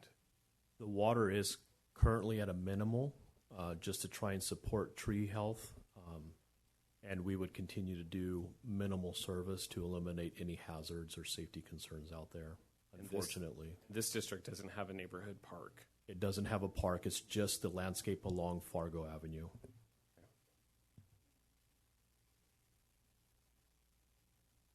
Any other questions or comments? All right, move on to item C, Public Works. This is the public hearing to receive public input regarding the proposed reduction, no change, or proposed increase in the assessment and imposition of the annual assessment for the City of Hanford's landscape assessment districts per annual engineer's report for fiscal year 26-27, and adopt resolution 26-50-R ordering the levy and collection of an annual assessments pursuant to Chapter 3 of the Landscape and Lighting Act of 1972. So at this time, we'll open the public hearing on that, and I'll defer to staff again. Gentlemen?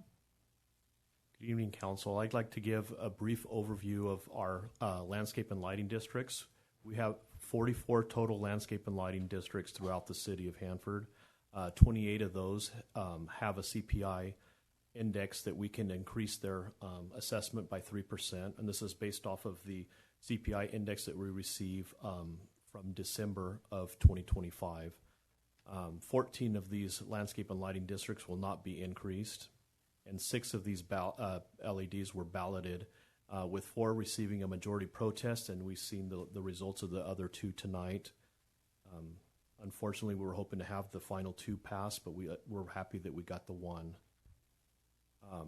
Resolution 2650R identifies the assessment districts within the city limits of the city of Hanford, identifies the districts that will increase their assessments from the previous year, including the imposition of a 3% annual CPI increase in accordance with the California Government Code Section 53739B1, and that's 28 of those districts. It also identifies the maximum assessment rates for the 16 districts that do not include an inflationary adjustment and are set at the maximum rate. We currently have 12 landscape districts that are in a deficit. This means the assessments are lower than the maintenance and operational costs. The majority of the deficit landscapes do not have the annual CPI escalator. We do have one that is under budgeted, and that is due to a lot of tree work that had to be done with some recent storms. So it set that one back, but we're confident with a reduction in service that will balance and we can again restore to level A service, and that is Walnut Forest. The service levels in all deficient LEDs have been adjusted to try and meet or match available district funding. 6 LEDs have been balloted with minimal success. Again, we're happy that we got the 1 passed. Only the property owners within each district with no CPI escalator can increase the assessment through balloting processes. And then for LEDs with available fund balances, a minimal operational reserve will be maintained. Historically, in the past, that has been 6 months of their expenditures. We will keep that in reserve, and then any funding thereafter could be used for enhancements. And staff will prioritize districts based on available funding, district needs, and seasonal constraints. And with that, our recommended actions is conduct a public hearing in accordance with the Landscape and Lighting Act of 1972, Article, I can't even say that one, but Section 4 of the California Constitution to receive oral and written testimony regarding the proposed reduction, no change, or proposed increase in the annual assessment and imposition of a standard annual CPI increase in the annual assessment amount, and 2, adopt the attached Resolution 2650R confirming the levy of annual assessments pursuant to Chapter 3 of the Landscape and Lighting Act of 1972 for the above referenced districts. And I just wanted to make some clarification for council. You may have seen that there's 4 resolutions inside your packet, and that was based off of the outcomes for tonight's balloting. So with that, we will approve the one that has Quail Run passing and the others failing. And with that, we can answer any questions council may have. Council, any questions for staff? We need to take public comment on this item.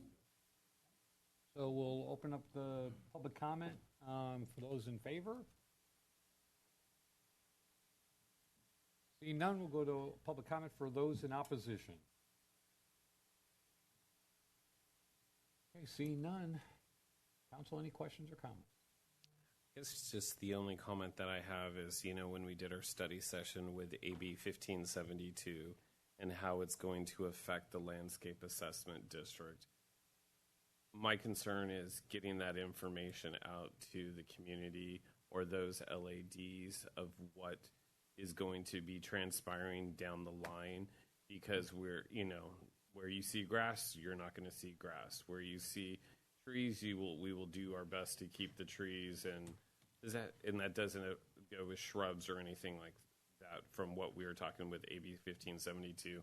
But I think just being transparent and making sure that they understand that their fund balances may decrease a lot, because if we put that ground cover that replaces the grass, it goes along with the irrigation, and also all of that work is prevailing wage, correct? Or unless it is done by city staff. Am I correct on that? Correct. If it's done by city staff, it's not prevailing wage. It's removing of the turf will be a massive undertaking that I don't feel we'll be able to perform with city staff. It'll more than likely have to be contracted out. So that with that prevailing wage at $65 an hour, it's going to diminish everybody's fund or all these LAD fund balances, and then we may be put into a situation where those that don't have an escalator are going to be really out of luck, and we're going to have these tale of two neighborhoods in our city, and that's not good. And that's the state telling us what we need to do. City has to enforce it, and I'm not a fan. Let's just put it that way. No, as staff, we agree. It is going to be very difficult to make those decisions and to figure out how we're going to achieve that goal. But we do agree that a lot of public outreach needs to be done, and that's something that we will bring back to council when we come back with those municipal code changes. Because we have January 1st, is that correct? Yeah. 2029, I thought. We have 2027 for the initial implementation, but it's not for the LADs. It would be till 2029. What we have to do as a city is have our ordinance updated to have the verbiage in there for the AB 1572. We don't have to have the changes implemented until the date of the 2031. 2031. Yeah. Okay. But commercial will have to start in 2029. Mr. Mayor, Mr. Johnson would like to. I just wanted to add that recently on a webinar about AB 1572 and plenty of online resources for local government agencies that I'm going to take advantage of. So keep that in mind. We have some toolkits that are kind of ready to go. Okay, perfect. I just know when we first met, I know when city staff met with Quail Run, we had a lot of questions. We had high engagement. Then when it failed, I was able to go out there and we had 25 residents, and there was a lot of, they felt like they didn't understand, what an LAD from, I don't know what an LAD is, to why is this happening? You know, so that education, I think, is super important. So I appreciate all the efforts that you'll be doing. That's all I have. Are there any other questions or comments from staff? Okay, so Go I'll ahead and entertain make a motion. Motion for approval.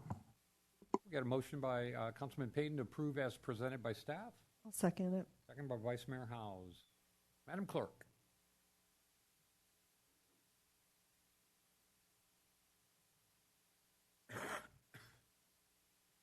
Item passes 5-0. Thank you. Thank you, gentlemen. Next item is item D, the city attorney's, the approval of a resolution of necessity for acquisition of 203 East 7th Street, Kings County Assessor's Parcel Number 012-045-001 by eminent domain and declaring a certain real property necessary for public purposes. And I believe that our city attorney. Yes, Mayor. I'm going to recuse myself due to a conflict. Thank you. My colleague will handle this matter. Thank you. Welcome back. Right. And then Mr. Martinez is also recusing himself.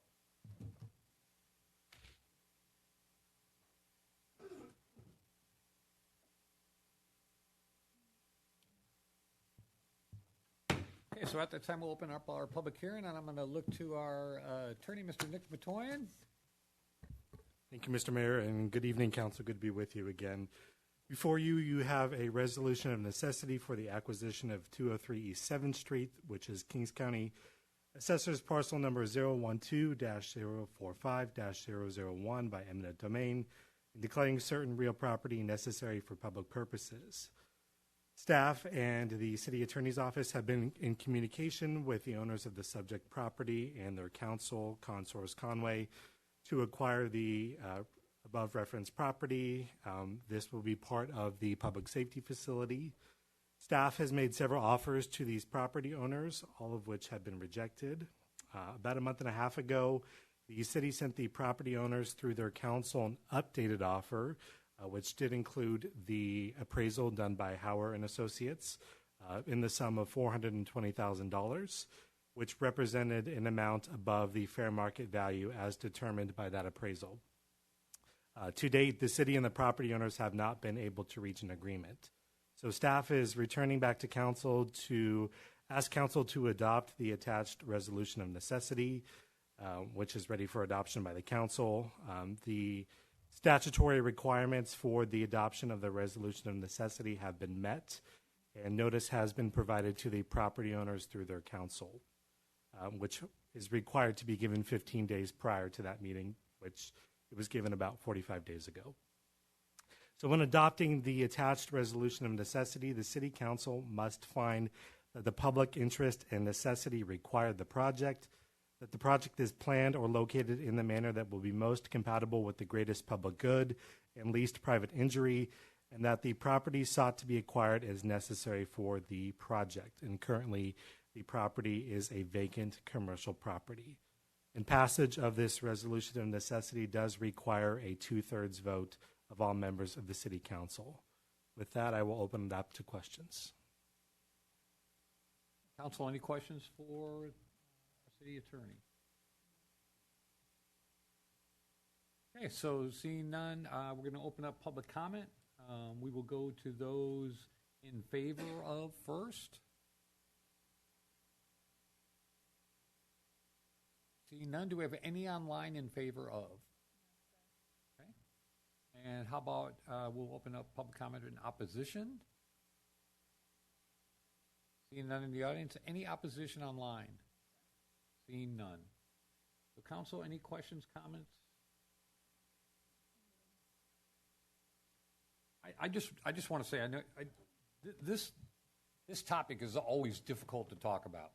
When we start talking about eminent domain and we start talking about property and things like that, but you know, I know for myself, you know, I've spent a lot of time really kind of considering this, and I would never want to take away, you know, or go into a business that was, you know, operational and basically telling them, hey, we're taking your property, we need it for the betterment of the community, but this building or this area that we've been talking about is the old Robert Chevrolet area. It's been underutilized for many, many years. There's been some large improvements to our downtown with the new cart station and with the plans that we have in redeveloping downtown, the East Lacey corridor, and things that are going that way. So this is one that, although it is difficult to make a decision. I mean, this truly is in the best interest of our community to be able to have a location for our new public safety building. Our current building, the police station, is over 50 years old. We don't have enough room. It has its own set of issues that come along with that, and it's very critical that we look at in moving forward. So with that, I'm definitely in favor of this, and I will make a motion to approve this resolution. Make sure I get the wording correctly. Of necessity for the acquisition of the 203 East 7th Avenue, or East 7th Street property. And I'll defer to my colleagues if they have any questions or None. No. Second that. I would like to say it's something that is hard for all of us to take and make a decision on something like this. But whenever you really think about the bigger picture, it's like whenever you drive to Fresno or to any other town and you see the freeways and all of these other things, that at some point in time, those were somebody's properties. And for the betterment of the community, the betterment of the people, different people in the positions that we're in had to take and make those choices to take and choose to take an eminent domain them whenever nobody wanted to, whenever we're sure that there were some people that did not want to take and do it. But we are taking and offering fair market value based on an appraisal. So it's not like we're taking and trying to take advantage of somebody. We're taking and trying to do what's right for the people in this community that have put us in these positions to do these hard choices. Anyway, thank you.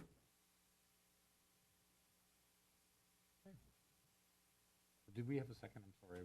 Okay, I'm sorry. So we have a motion and seconded by Vice Mayor Howes. So if there's no other questions or comments, Madam Clerk, roll call.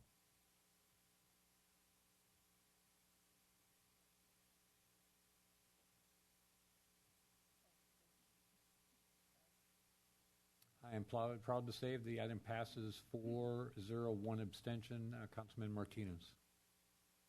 Thank you. Thank you. We'll close this public hearing, and we'll move on to our general business. Item A, Utilities and Engineering, notice to change the public hearing date for the proposed Prop 218 wastewater rate increase from August 18th, 2026 to September 1st of 2026. Mr. Centeno, good to see you, sir. Utilities Engineering Director. This next item is a recommendation for the City Council to move the Prop 218 wastewater fee rate increase public hearing date from August 18th to September 1, 2026.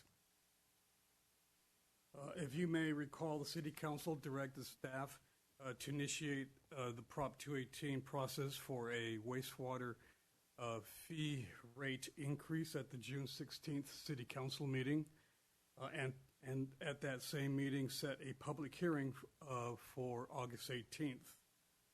Unfortunately, the preparation of notices required more time than anticipated, and in order to meet the required 45-day advance notice, staff is recommending that the council move the public hearing to September 1st. A bit presumptuous here, but the notices were mailed out last week and did reflect the September 1st hearing date. The next steps here, September 1st, of course, this would be consideration to adopt wastewater fee rate increase, and that would be absent a majority protest. And if adopted, then staff would return back for authorization of wastewater revenue bond financing. And then just a quick update on the wastewater treatment facility project. That project is, the design is underway. As you know, that a limited notice to proceed was issued to Optera. So the design build team, which is Optera, their designer Pace Engineering, and Clark Brothers, a contractor, they're working together and proceeding with the design. And then on the solar project, the work has been completed. However, we're waiting for Edison to energize the project. So that concludes my presentation, unless there's questions for staff. Council, any questions for staff?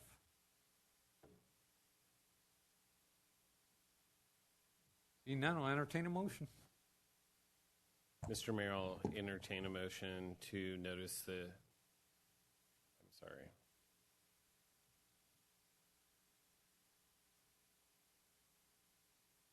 I move to approve a revised Prop 218 public hearing date of September 1st, 2026 for the consideration of a wastewater rate increase. We have a motion by Councilman Payton, second by Councilman Martinez. Any other questions or comments? Madam Clerk.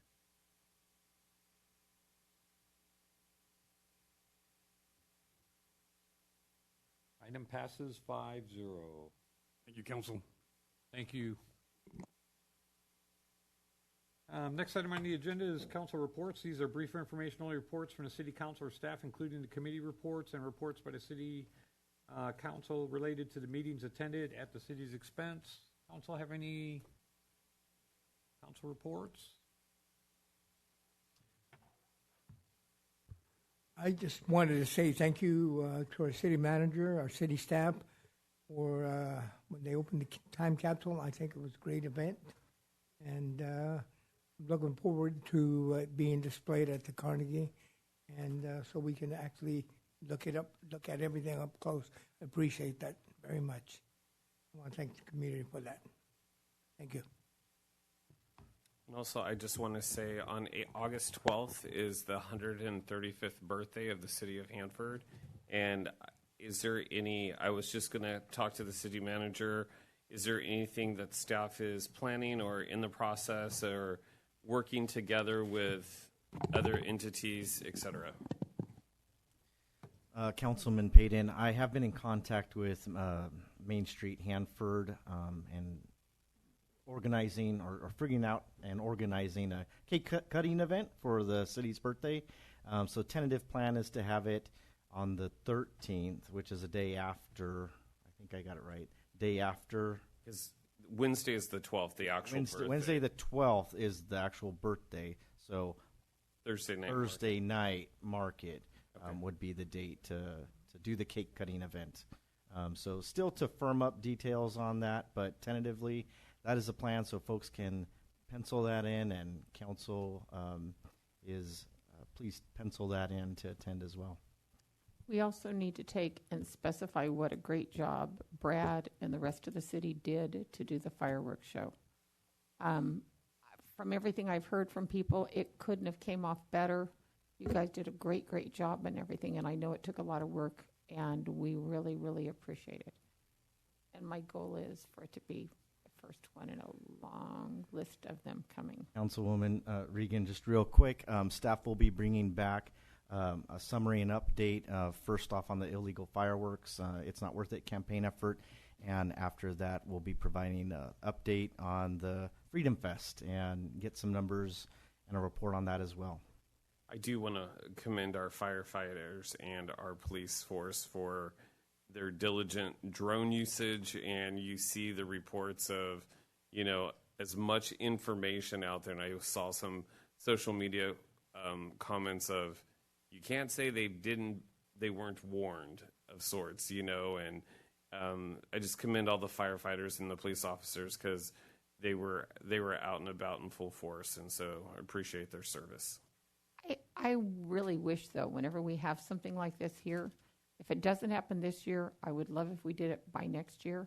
is have it to where the people that get cited for it, that there ends up being the public notification of who was arrested. It's kind of like somebody gets a DUI. You can see who got the DUI. And if somebody's taking and putting everybody's property at risk and everything else, I would love, you know, I feel like it just gives a little bit more piece to it. Anyway, that's my thought. It's also almost 10 o'clock, so Nancy, do you have anything? take that into consideration. Nothing? So I'll just be real brief too. To Brad, to Chief Perkins, to all of our staff, you know, and when I say all, I'm talking everyone. I mean, when we talk about the success of Freedom Fest this year and the positive comments that we've received, that was only achieved because of your hard work and your dedication and putting this together for us. The community thoroughly enjoyed it. I enjoyed it that night. Councilman Payton was one of the greeters as people came in, and I, you know, it was there was a family that came in when we were visiting for a minute from that's right. Florida. They were from Florida. They were visiting, and I didn't tell you this, Brad. I'm sorry. But now's the time. They were visiting from Florida, and they were staying up in Three Rivers, and so they were on social media looking at the different fireworks events that they had down there, and they came across Hanford, and there's like, hey, let's drive down the mountain, let's go. And they were just pleased. They saw all the food trucks. They were just very happy campers. I also want to commend the CERT team for putting out all the majority of the illegal fireworks. I know Rob Bentley, Dennis Ham, I went with them, and we did it one Saturday, we were putting up the signs. We were putting up the signs in the parks and local areas where people, but that was more than one day. I only did one day. You guys did a whole lot more than I did, but thank you for asking, and it was a good time going around and picking up the signs, putting them out. Previous years, it has seemed like a war zone for several days even before that. And I was thinking the night before, I don't think I've even heard a single fireworks. And I live up by Dowdy and Fargo. Hadn't even heard one. So, I mean, your campaign that you did, basically people got the message and everything else. Now, I've heard that after the 4th, on the 5th, 6th, 7th, or whatever, that they may have thought, and got a little bit crazy. But you guys, I feel like what you guys planned and the way you did it was excellent. And we're really, really thankful for it. So I'll just continue my appreciation for all of you. We as a community benefited from your hard work and dedication. Chief Perkins and to your staff that were there at the fireworks show at Freedom Fest that evening. I got to spend a few minutes with some of your personnel that were there. The drones were up. They were online. They were showing me the video. I know there's been a lot of work that's been done, but thank you.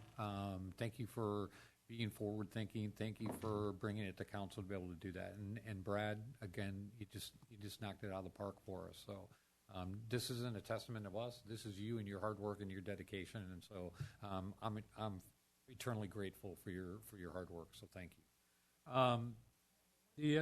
Hold on. The other thing, just on the meetings that we attended, I attended the Kings County Homeless Collaborative meeting yesterday, and the results for the 2026 point-in-time count have been released. And I just want to say that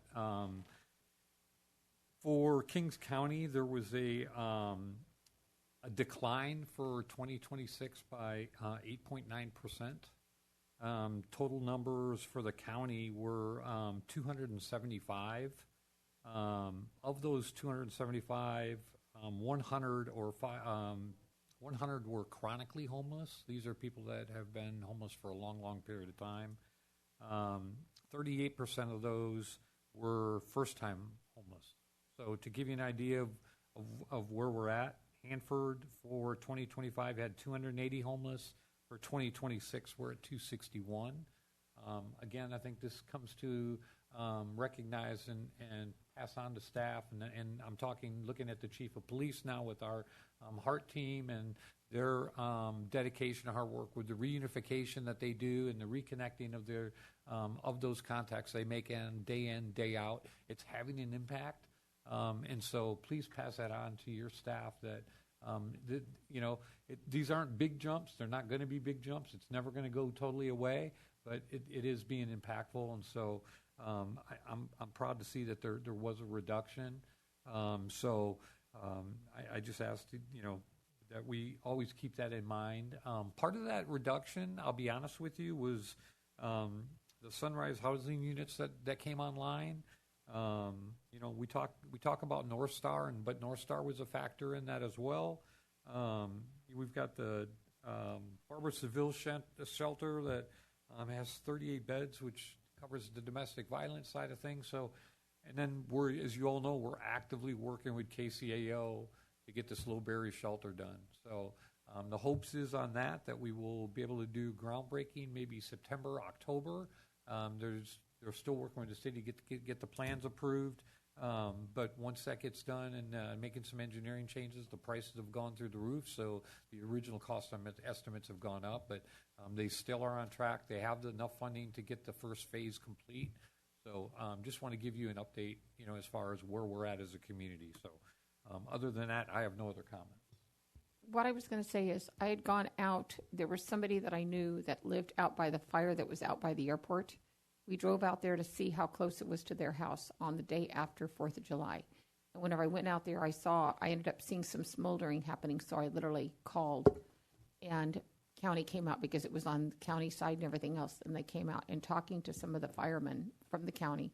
They were talking about how city was there taking care of the stuff on the airport and everything else, and how they were explaining to me how whenever calls come in and everything else, you guys basically will take and work together and respond collectively to take and do it, and they spoke extremely highly of Hanford PD, okay? And I just love the fact that you guys work so tightly together and basically have each other's back so that our response times is as low as it possibly can be, and the camaraderie that you have. And I don't know if it used to be as well as good as it is now, but they said it's good. Anyway, but thank you. And then the item information report for the June warrant register is online for anyone that is interested in looking at that. Upcoming events, July 13th through August 7th is a nomination period for city council candidates for the election in November. You can get the information on the Kings County website regarding your interest in serving on the council. August 4th is the next regular city council meeting. And lastly, to my colleagues, thank you all for your participation at the slide re-grand opening at the Plunge. It was nice to see us all there to show the community that, we are getting things done. And I was proud to be part of that. It was a fun morning. I'm kind of a little crazy off the cuff, but we had a good time, and very, very happy to see that is back and open and for our community. So. Having said that, it is 9:58. We made it. Good evening.